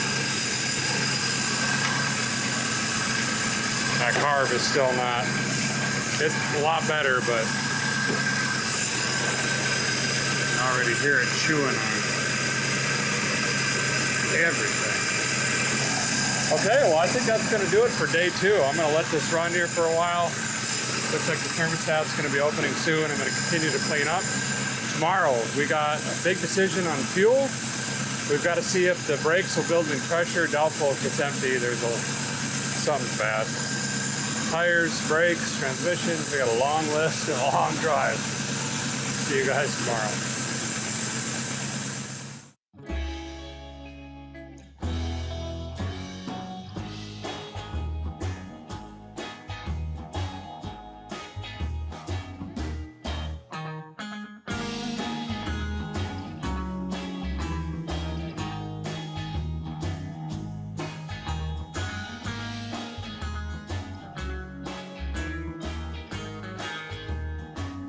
Well, good morning. Start of day 3 on 57 Chevrolet Bel Air. Now, today is hopefully the day this thing moves under its own power, and the first time in over a decade, we've worked through some existing issues the car's had and problems, figured out some things we got to fix, but we got some big ones ahead of us yet. Fuel system, brakes, transmission. We still haven't put this in gear, and I think that's where we're going to start this morning. Drop it back down on the pause while the tires hopefully still have wind. See if this thing goes in the gear and moves. I'd like to pull it forward anyway, so we have room to get under the car, see if there's even a fuel tank in this. It looks like there is through the rust in the floor, but it did come with the tank. Of course, it rained and rained and rained and rained, so it is wet and muddy, and there is some concrete around the corner. We got to see if the transmission works. Maybe we crawl it over there. That way I can get some jack stands under this thing and that's not going to be sinking into the earth actively. That would be pretty nice. So let me get it back down on the ground. Let's see if it fires right up this morning, and we'll jam it in low. See what happens. I don't know yet. We got enough leash on the fuel tank here that's now mostly full of rainwater. Whoa. Ooh, that one's getting a little low. That one seems to be okay. Then I think we can drive this forward and not hit the tank. Or just set it off to the side, I guess. There we go. All right, let's see if this thing fires up this morning. Let me check the Earl. I want to see if we mixed any oil and water. That's looking goodly. Head gaskets seem to be head gasketing. Well, the guy worked hard on this choke, so that should work. Look at me unhooking the battery even. Wow. Try to start it from the inside like a human.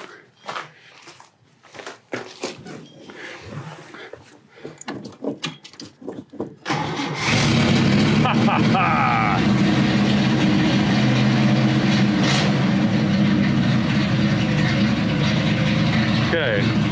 neutral, drive. There it goes. Yes! Yes! I think I might be low on juice.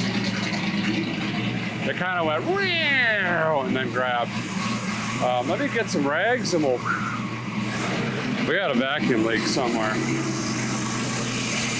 I think it's going to be off that intake, unfortunately. Yeah, we need juice bad.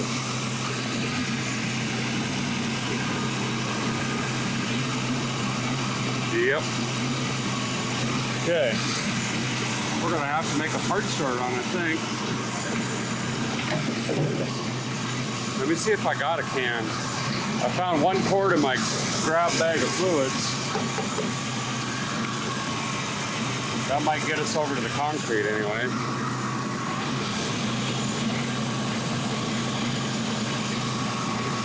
I'm gonna check the brake master. Boy, it's slippery out here. This is a pipe drain, but yeah, it's empty again. So it's either filling the lines or all leaked out.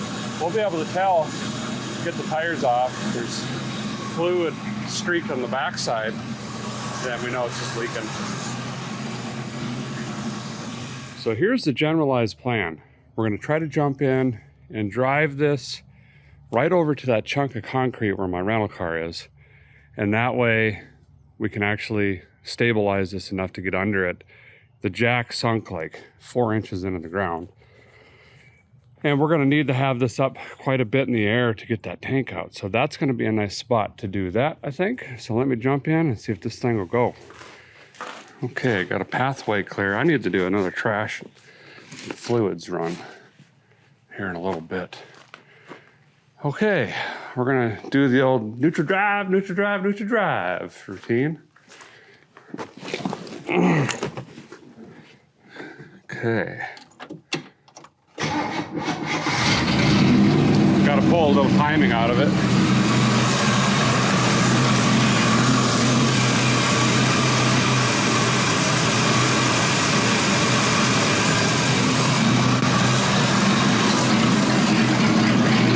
See how it likes that.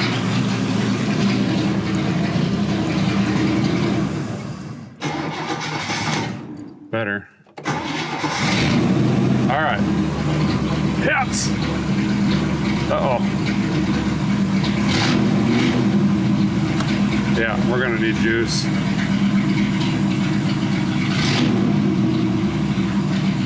I think I might have more so just rolled off that ledge. We got no transmission, but I'm pretty confident that's because of fluid. Okay.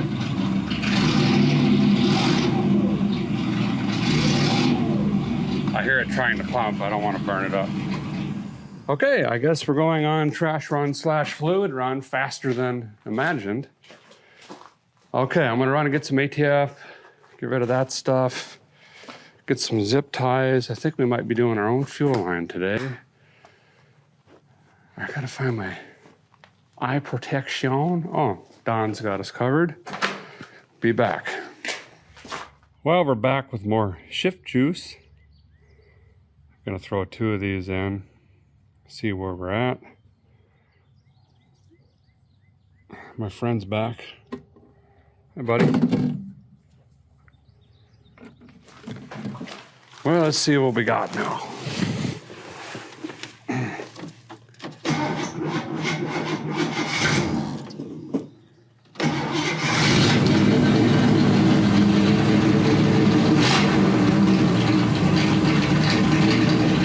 There we go.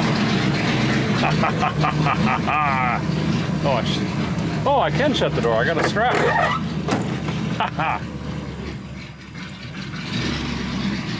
Oh yeah, let's just keep going.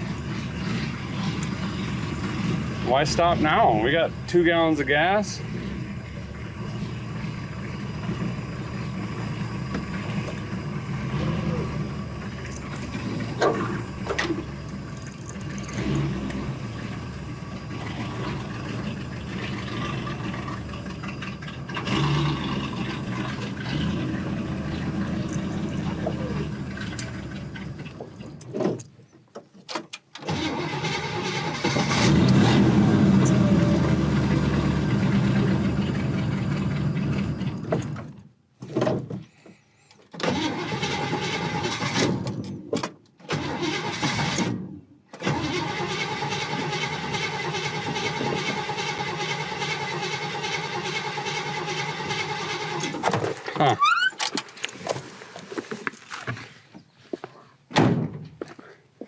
Well, the good news is we made it onto the concrete. The bad news is it doesn't run anymore.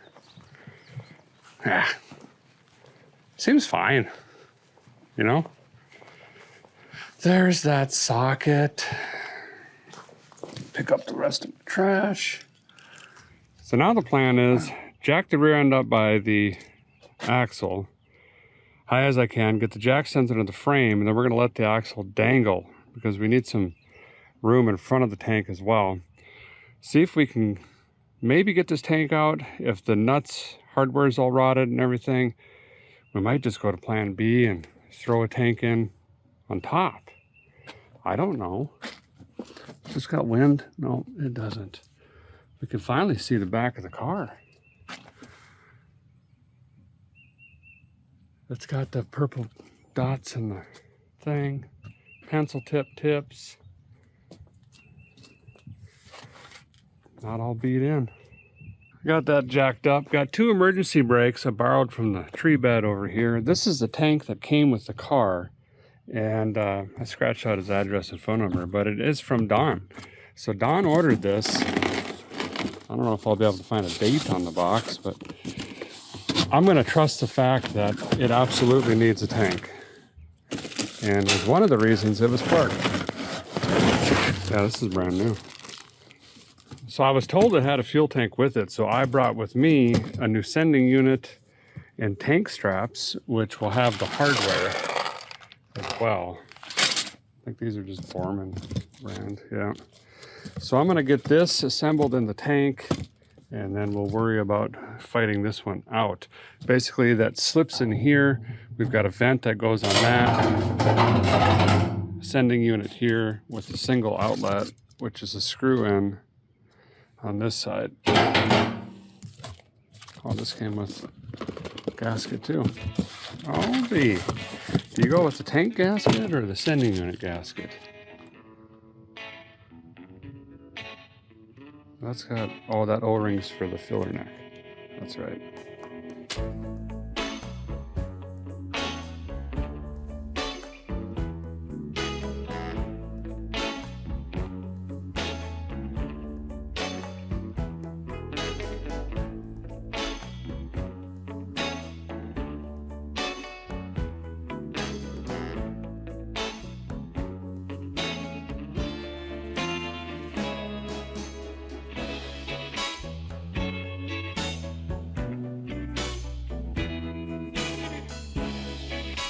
New fuel tank is in, and yes, this one was shot. I've seen them slightly worse than this one, but listen to this. Sounds like the tide coming in and out.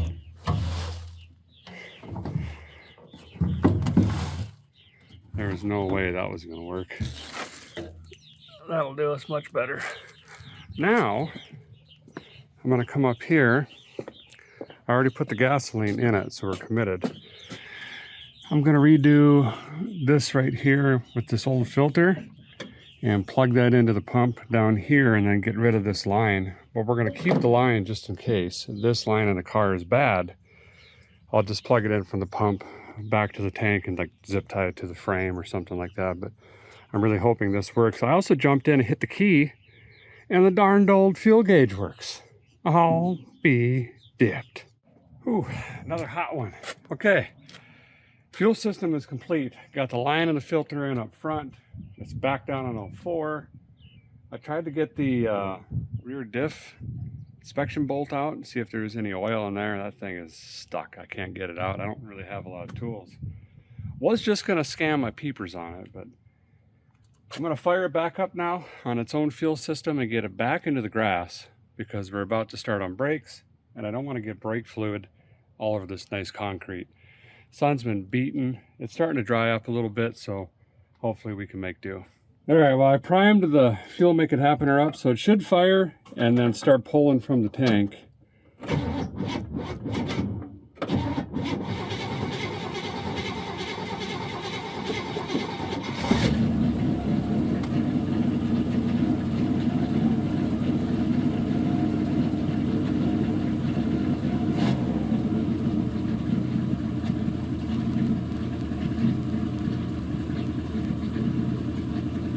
must be going. Now we got reverse. Oh, we're gonna have to do the reverse drive slam. That's not good.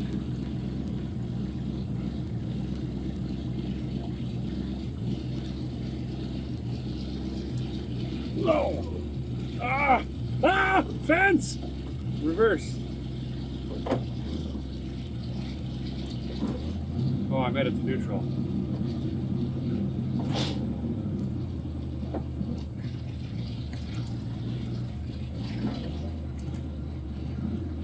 I can't see. Oh, I'm going on the other side.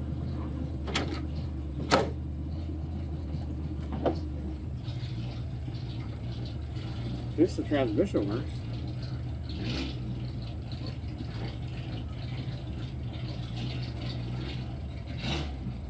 You always gotta look for the positives.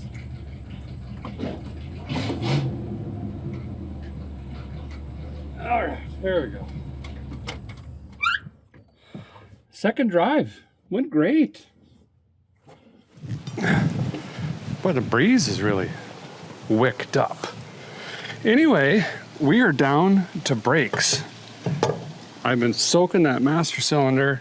Every now and then I can get lucky and it'll swell the seals on there again. Well, seal.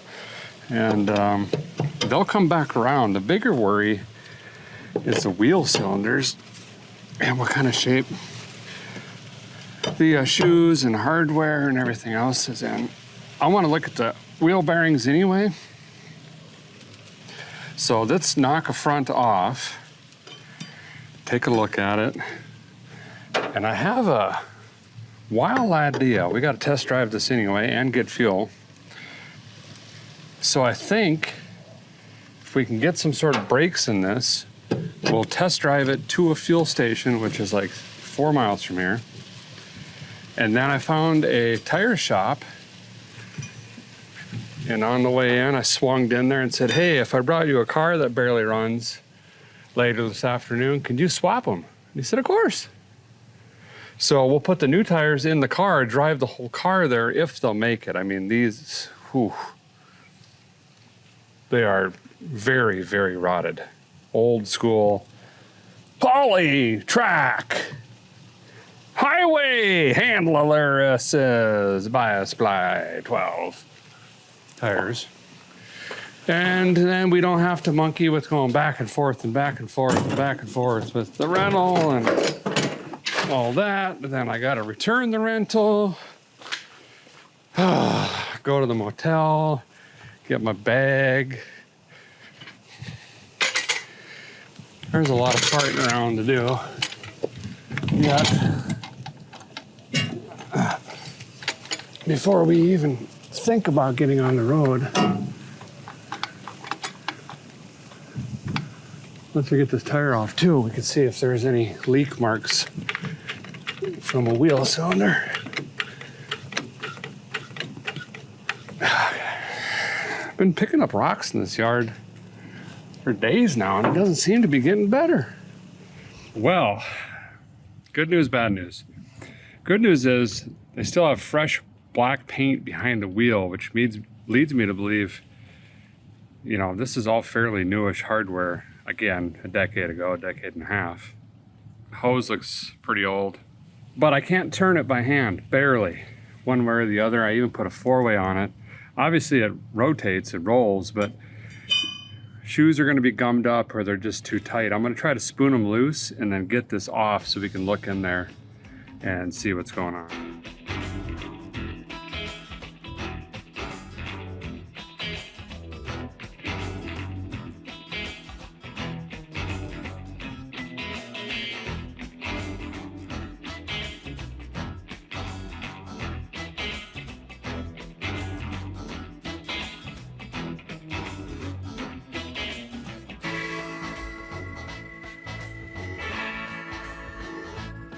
So a guy was correct with what I thought I was feeling, which was gummy shoes. And you can see up here, it's coming apart and it's really sticky and that's a bunch of material and stuff in there. I've already wiped a lot of it off. And that's the result of two things. One, we've got a blown wheel cylinder. And the other one, number 4, is the seal, bearing seal, was blown out of the back of the drum, which we're gonna hand turn this thing. The spindle nut, those should be at zero tolerance, one way or out or in. And this thing had like 30 foot-pounds on it. It was smoked on. So the bearings were gonna fail on us anyway. So this is now gonna have to get bearings, a seal, shoes, and a wheel cylinder at minimum. I might even try to get that line off without snapping that hard line up here. I'm gonna get after it, see what I can get done. Predicting how long this is gonna take me, I'm gonna have to do this one side. We might have to try to do a test drive to the tire store to get the tires on before it closes, then come back here to do the other right front, and then go to the gas station to decide if we're hitting the road, because then it's gonna be dark. The good thing is I'm already checked out of the motel and I gotta return my rental here shortly as well. So we're kind of just in it now. We're in the no return zone. Seems fine.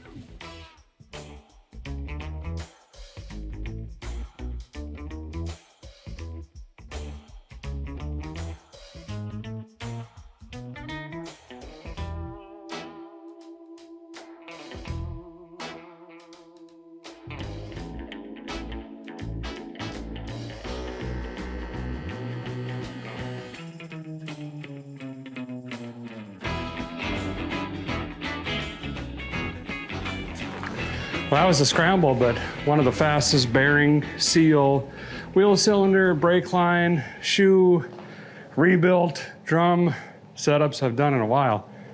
Tires are in the back seat. I got all the junk moved over here. Let's jump in this, see if we can get to a gas station. These tires are horrendously bad, and then crawl to the tire shop because it closes in like 50 minutes.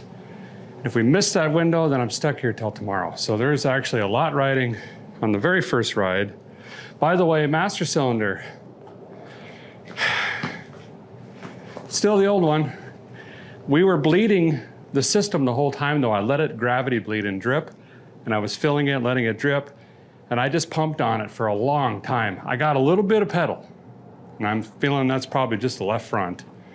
But if we get the tires done, we can come back and do the right front. If we got front brakes, we're fine. Back brakes, we'll say, are brand new. All right, let's go. Somehow lost the radiator cap. And by the way, oh yeah, I'm skidding the left front. It's the only brake we got.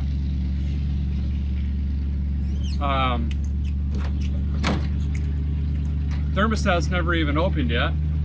So when that does, it's gonna explode into the fan and blow that all over the engine, probably hydrolock it.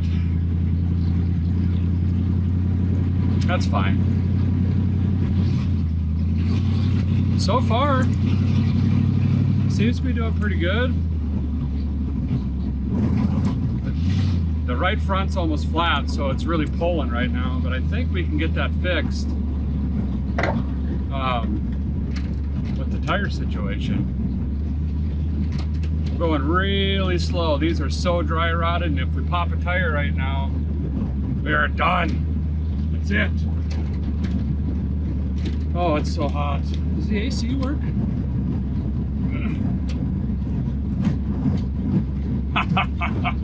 It does.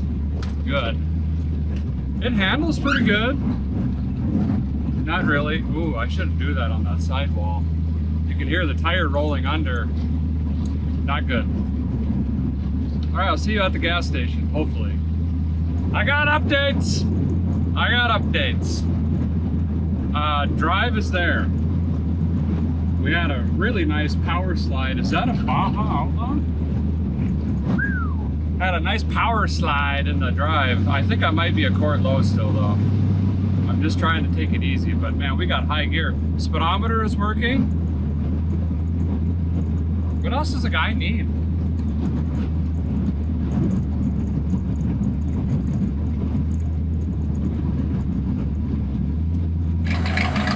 Well, we've made it. Fueling up. That right front is the one that has me really nervous. but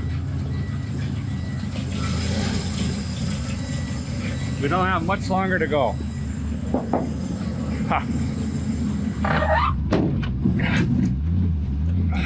Every door is opening on this thing. Every time I take a corner, a door opens. Anyway, let me lasso that thing just in case.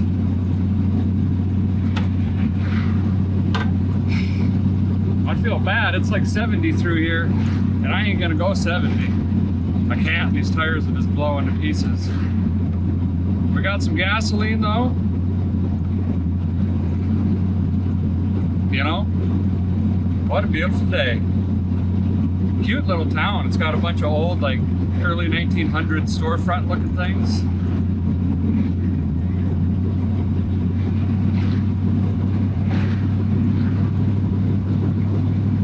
I might have to pull over and let this guy pass.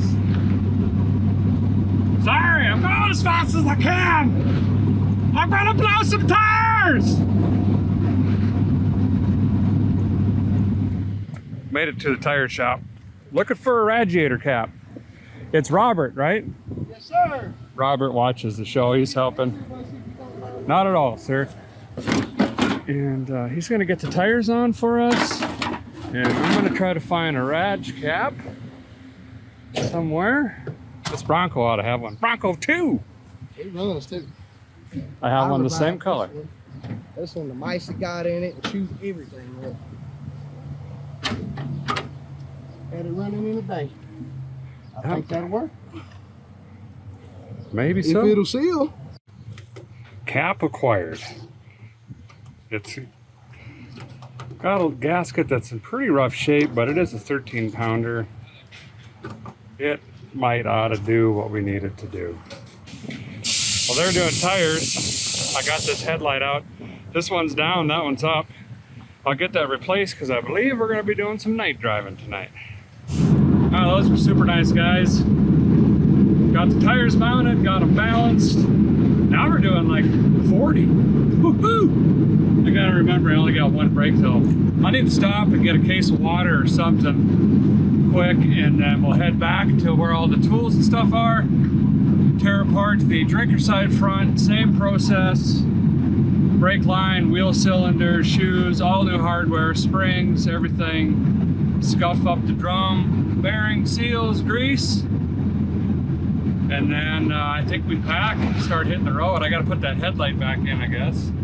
I might try to figure out these front doors. They just keep opening. Slightly inconvenient, although I do like the airflow. Okay. Gotta start a petition. Bring back foam coolers. This place had one, believe it or not, and I can never pass them up. So I got one of them, got a bag of ice, some accoutrements, keep the back neck wet. It's so hot, 103, 105, something like that, they were just saying. Let's go get this other front side done and start getting down the road, at least get some wind in our teeth. I let the car run the whole time I was in the service station. The temp gauge is halfway. I don't think it's getting hot, which is incredible. I'll take it. I might have just ran a red light, allegedly. I don't know the area. Well, we made her back. Ain't gonna bore you with the process. I've decided to not return my rental yet until I dig into the site and make sure I don't have any weird issues where I go, oh, I need to run to a hardware store or something like that. And once this is back on the ground and I'm feeling good, then starts the whole dog and pony show and returning the rental and getting a taxi and packing and final cleanup and blah, blah, blah. Just as bad. Falling apart. Completely rotted. And this side, I had to hit the croissant wrench. Luckily, I brought an SAE one with a hammer just to get the castle nut off. So that would have burned the bearings up as well. So same exact treatment. This is going to be the hard one. That's like an original hose. This fitting's going to be scary. Whew. As you can see, the sun's about ready to go down over the trees once again, but I am fully packed, loaded, ready to go. Headlights in, front's all done. Got everything cleaned up, organized. Oh, I gotta get my sody pop, I just noticed. So let's review. Technically 2.5 days. Flew down, grabbed a rental, got to the 57, tore into the thing, pulled the distributor, put it back in, set the timing, plugs, wires, oil change, battery, rebuilt the carb, fuel tank, sending unit, tires, front brakes, front bearings, a little splash of fuel. I think we're gonna hit the road. It's finally getting cool. It's like only 300. Satan's armpit just zaps you. But the sun's gonna be to our back. I wanna try to get to Texarkana, which I think is like 100 miles from here or something, 110 miles. So let's jump in. I verified the lights. I think we're ready to rock. Let's hit the highway.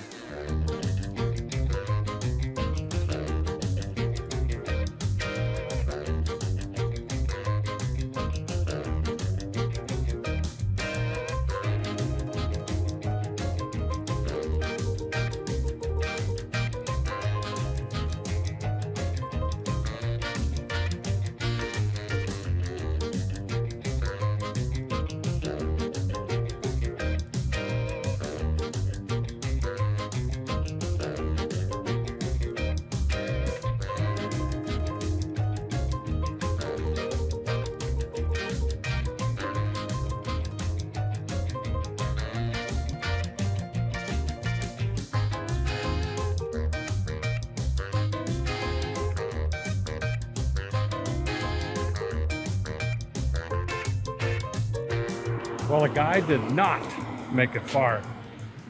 Just pulled into an O'Reilly. They close in 10 minutes. Generator lights on. I don't think it's charging. And remember, there was like 14 in the trunk. So this is going to get interesting. I already booked my motel and I did it without insurance. Idiot. I do this every single week. You would think I would learn something.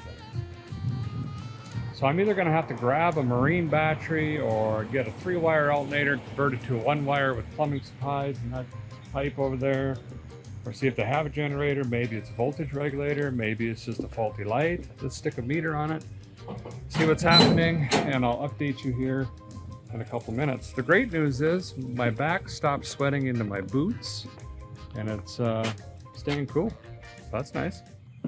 Yeah, she ain't charged Leighton. I got a marine battery and some wire. I'm gonna try to reflash the field on this generator. If they sit a long time without a battery and just long periods of sitting there, that field can die off. And then they ain't excited enough to go back to work and they don't charge. So we're gonna jump the battery over to the field just momentarily. It's gonna spark. See if we can shoot some juice back into the windings. See if that's going to work. Nope. Clearly an ongoing issue with the car. Great. Can we get to Texarkana? Maybe. If we run out of that other battery, we're sleeping on the side of the road. That's the plan. Going to try this. Let's go.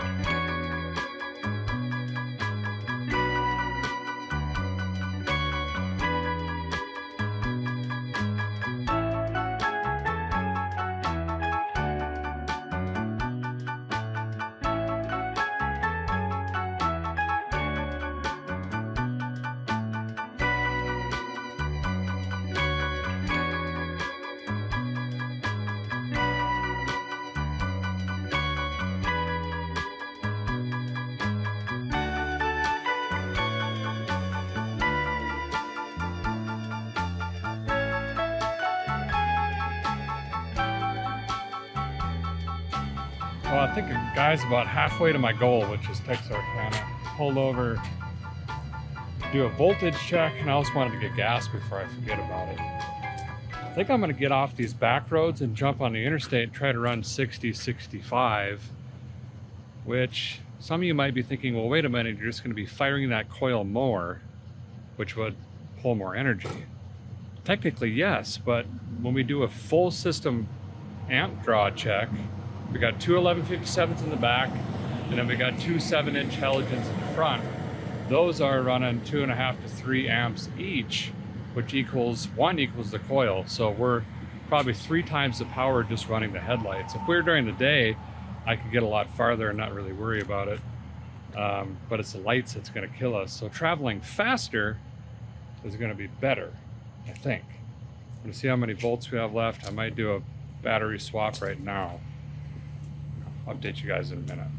Well, we are officially in the 11s. Points will fire all the way down to 10, but it's going to be how dim the lights get. We'll run it. Let's do the interstate. I'm just going to have to watch out for exits. See you, buddy. I already can't see nothing. I think I go this way, jump on 30. I don't want to waste this motel.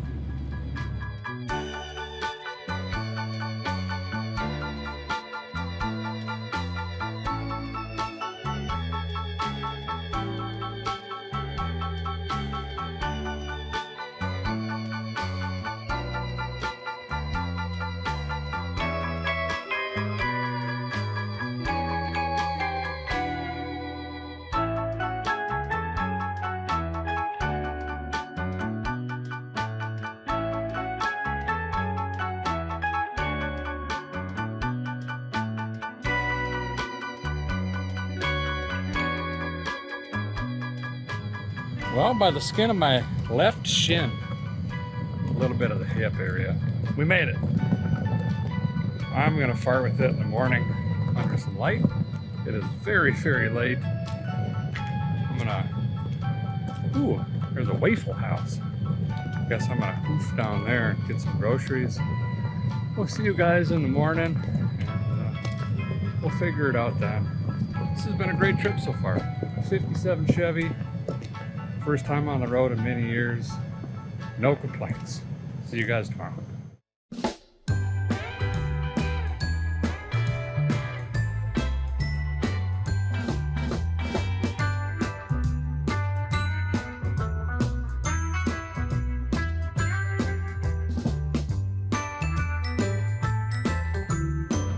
Well, good morning. Barely got to sleep on it. Here's the plan. Don't have one. Spent a bunch of time calling around this morning, and turns out, of course, the generator is a special order item everywhere, which makes sense. Now, they do make conversion kits to swap these over to a charging whirler, but allegedly you got to have all sorts of bracketry and stuff like that, but I don't know. I'm gonna go grab one quick. I won't bore you with that. I am going to put this Marine battery in, and I am going to try to flash that field again. See if we get this putting out something. If it'll even maintain 10.5, we'll be all right, because we're not running lights. All we need to do is run that ignition coil. I mean, the gauges don't even do anything. So that's, I guess, a plan-ish. See what happens. Okay, that's in. We got full juice. Now over here, all I gotta do is just, I can get positive here or get it from the battery, but we'll just press release on the field, try to get this thing excited again. I'm also gonna lubricate it, not that that's gonna do anything. I'm also gonna do that to the charging whirler this morning. We'll check the oil. Yep, still over full, so that's perfect. Now I do see the issue here, said the gold miner with one leg. This is the manifold mount. So the mount to the generator is right here, actually. And that bracket is right where the ear of the charging whirler is. So it'd be set too far back, so the belt would run off. That's the bracket I guess you gotta buy. This will work, but that down there won't. So I don't know that we can necessarily bush fix a charging whirler onto this. I mean, We could probably figure it out if we had to, but let's see if we can limp with this a little bit farther. Okay, snap that over with this. And we'll do a cold start. Starts good. Generator lights on. Could also be the voltage regulator. Let me put the meter on it though, see what we got. Be right back. Well, it moved the meter by 1/10 of a volt, I guess it would be. So it is now slightly charging, slightly, but not enough to where the dummy light goes off. Basically, how that light works is it sees, I can't remember which it is. I think it's 12 volt. Yeah, it's 12 volts when it's not charging, or negative when it's not charging, 12 volts when it is. One of the two.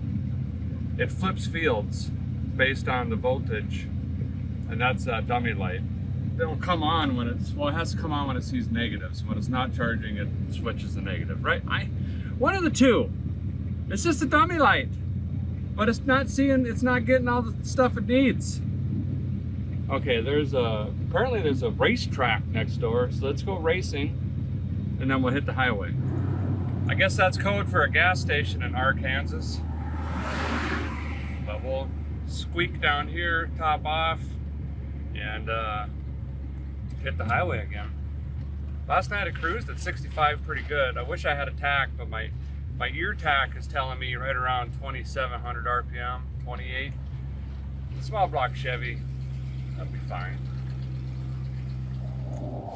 You know, this trip's been going really good. We got a styrofoam cooler. We're getting great gas mileage, and I just learned along our path is a fix-it-yourself style Mongolian grill. I was trying to explain this to a friend of mine, and he was completely mind blown. You ever heard of hoo-hot? Hoo-hot. Who? Kind of like an all. Not like who? Anyway. This is not a hoo-hot. This is a different name, but same thing. Anyway, you pick your protein. You get a big bowl. You pick whatever you want. Chicken, steak, shrimp, whatever. Doesn't matter.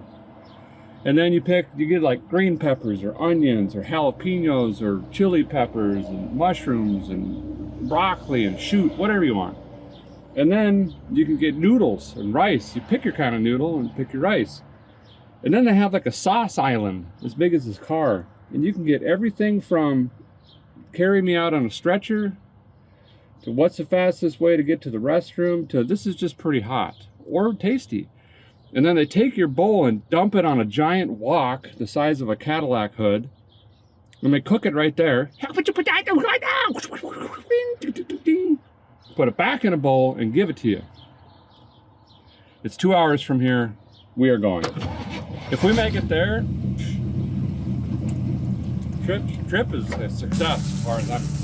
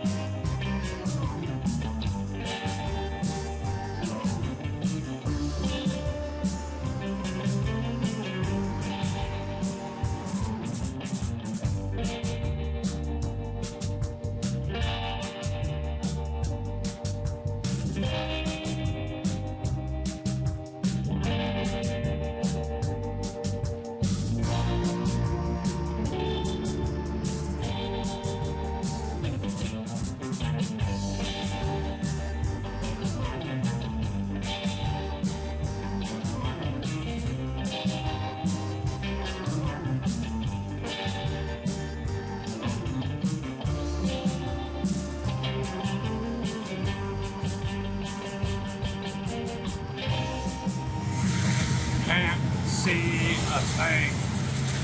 We're almost there though. This is my exit. I think. Can't read it. My car is not running very good right now.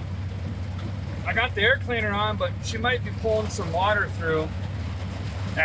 Clean up some combustion deposits in there. Man, I can't catch a break. It seems like all the rigs have been picking up. I get caught in these crazy thunderstorms. The streets are flooding, the highway was flooding. So I'm having to run the lights, which is no bueno. That also could be a reason it's running choppy, is I'm out of battery.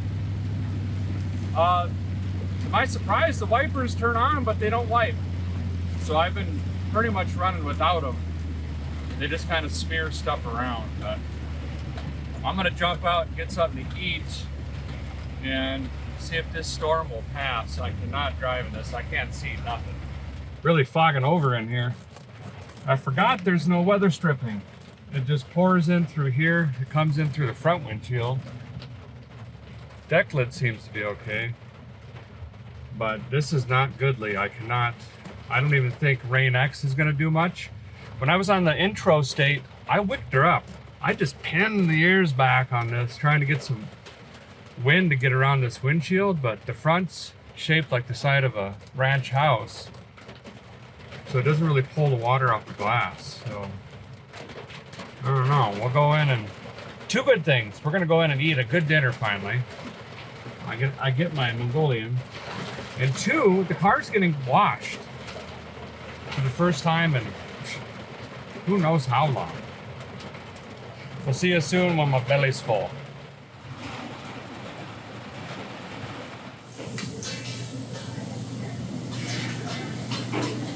Going in. Oh yeah. Okay, got some more weight in my boots. Thought I would do a voltage check. Look at this. We're up. So it is slowly, barely charging. Barely. But it might be good enough to get us home. So that's great. It is not sucking in any fluids. The fuel filter is clean, obviously. That's a brand new system, so I don't know why it's running worse. Probably that junk and that fuel make it happen are working its way loose and getting in some of the passages and whatnot. I could not get that thing as clean as I wanted it to. Everything else looks great. Tires look great. One of the lug nuts fell off. Ain't gonna worry about it. That's on the rear on the other side. Let's keep on rocking. I am in Benton, Arkansas. According to the NASA machine floating above my head, we are in a tiny little break of this storm right now, and it's not gonna do us any good sitting here because it's coming up and behind us. And it's angry. We got lightning strikes and wind gusts and all sorts of stuff. So we're gonna hit the road and try to stay in between these two and then start working our way northwest and hopefully stay out of the rain because I couldn't see anything. All right, quick fuel stop, and then we are back on the highway.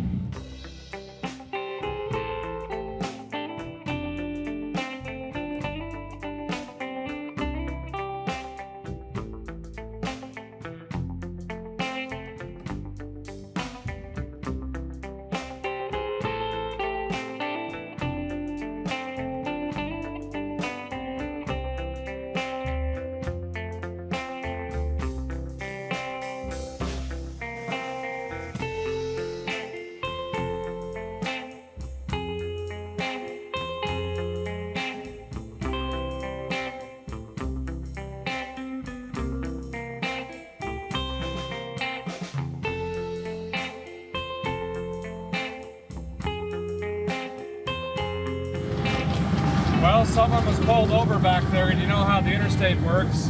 It backed traffic up 65 miles, and it was 20 minutes of stop-and-go traffic. The car got hot, and now I'm starting to get it cooled down again, but it's vapor locking.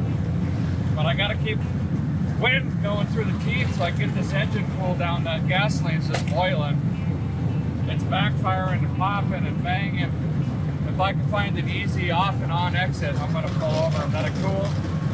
But I don't wanna park it on the side of the interstate And then we'll have a road rescue or someone else stop it. Well, I got some more beverages. We'll go ahead and fuel up here while we're here. And I got some quarters. Just happened to roll into a wash. I think this is the first time in a long time we're washing a rig before we get it back to the shop.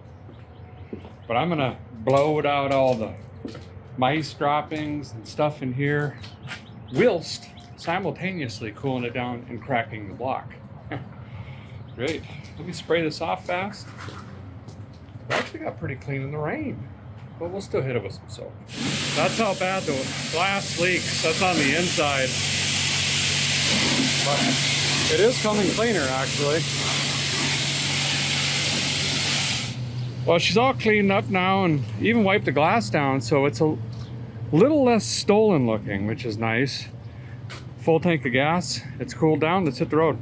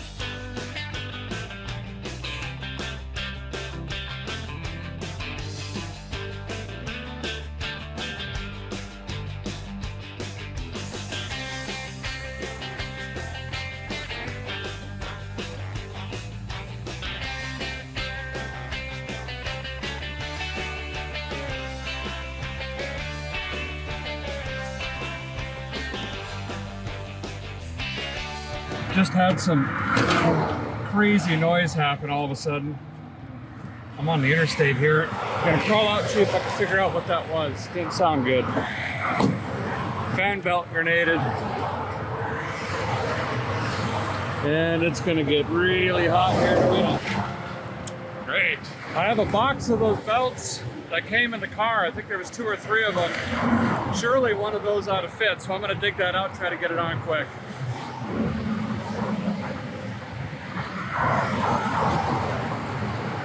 Nope. Even with the generator laid all the way over, way too big. But don't worry, there's 3 of them. Yeah, they're all the same size. All wrong, all 3 of them.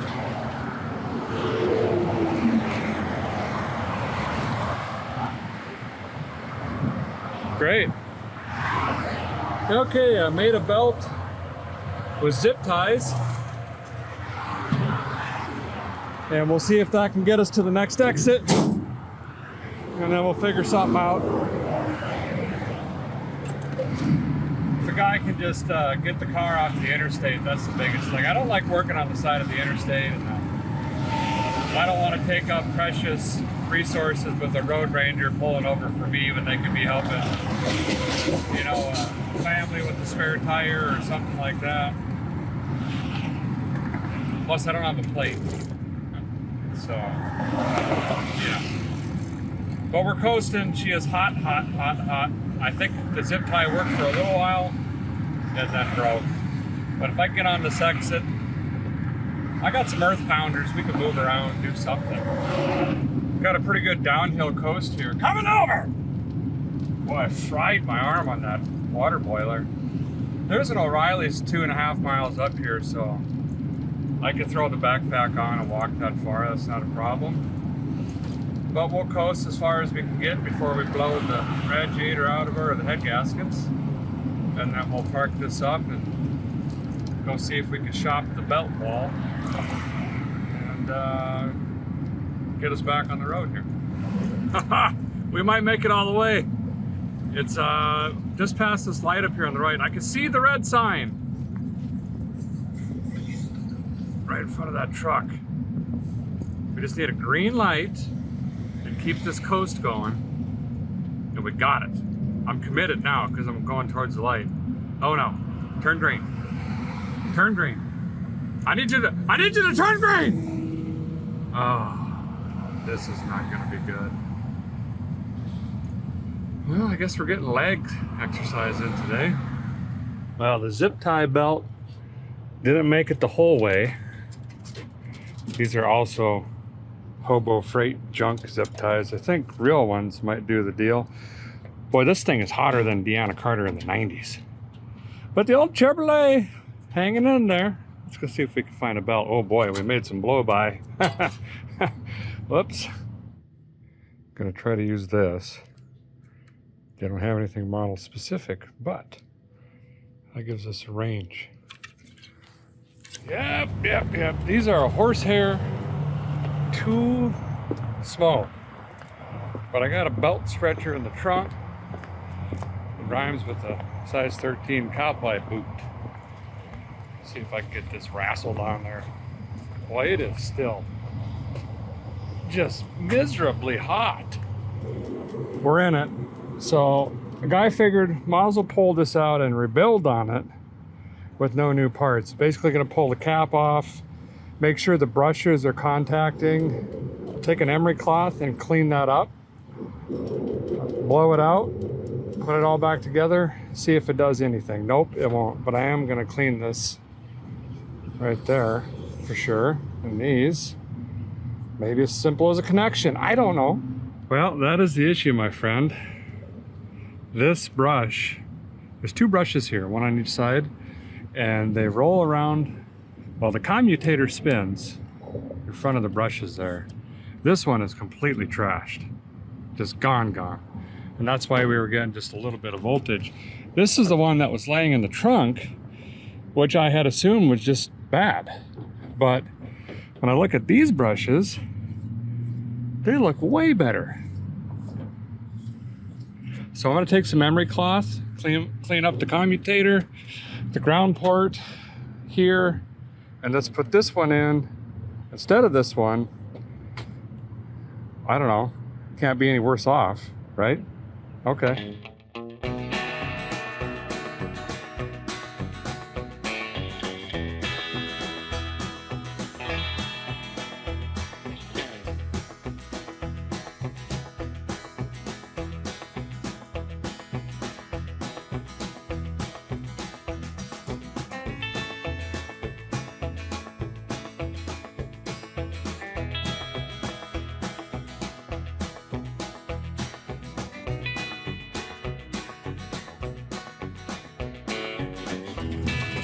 Okay, adjust the timing, pulled some timing out of it, idled it down, got this one in, had to use a socket for a spacer and some other stuff. The cases are different.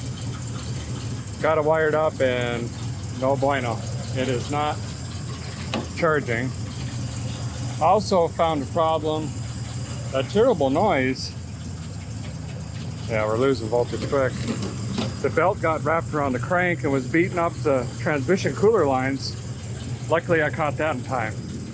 So I think I'm gonna try to get the brushes out of this one, put them in the old one, undo everything I just did to MacGyver this thing in, and then we'll try to hit the road.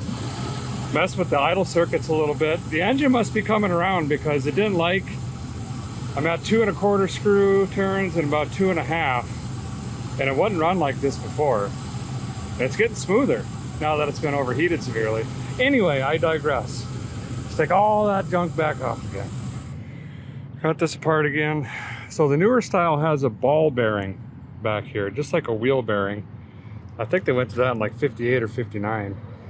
These with the oil cap, little oil lid, that's why you drop motor oil or a lubricant in here, is that's actually what lubricates that shaft. Otherwise it's dry in there. Same thing with your lightning whirler. I'm gonna clean this up with emery cloth and re-oil it. And we're taking these brushes, which look great, and replacing these that are in terrible, well, that one's almost non-existent. It's broken into pieces. And clean up the commutator. That'll be shiny copper. Wipe this out, put it back together again. Here's the other issue. I gotta clean this drum up. Terribly rusty. And then there'll be two skirts on the inside, on either side. We gotta get in there and clean those up as well. Well, not so good news. It's doing about the same thing. It's giving us just a little bit of charge. I tried to juice her up again, took apart the relay. That looks really clean. Everything's moving freely, nothing is stuck there.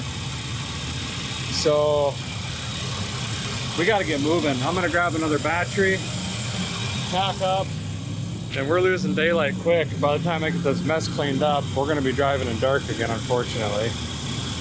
But it's running better, and we got a belt. Okay, we got 2 or 3 hours left. I think 3. Oh, it's gonna be another late night. But we're in a 57 Chevy. Could be a lot worse. Thank goodness for my styrofoam cooler. All right, let's hit the road again. One last big push, see if we get this done.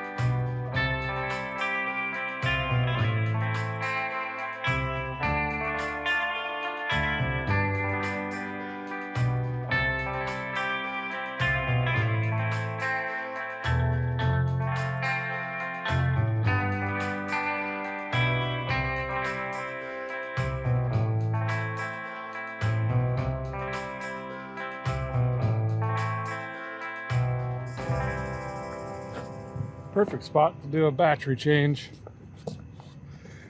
Wasn't gonna make it the whole way. Okay.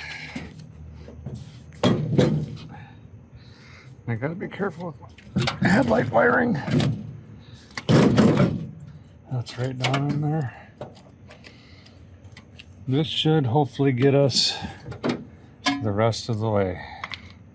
It is late. Or early, I guess, depending on how you look at it. Oh. There we go.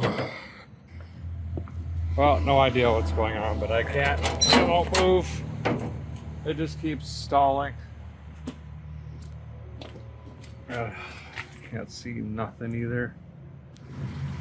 First, some timing back in it, got it going, but it's not very happy.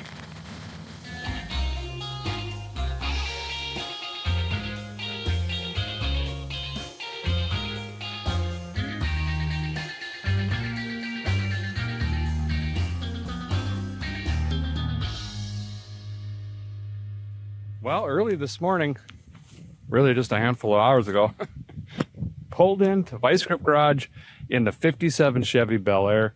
And what a trip this was. I had an absolute blast driving this car back. It's actually a really solid car, and I am really looking forward to working on this thing and bringing her back around. And I hope wherever he is in the universe, Don's happy, Don's smiling, his pride and joy is back on the road.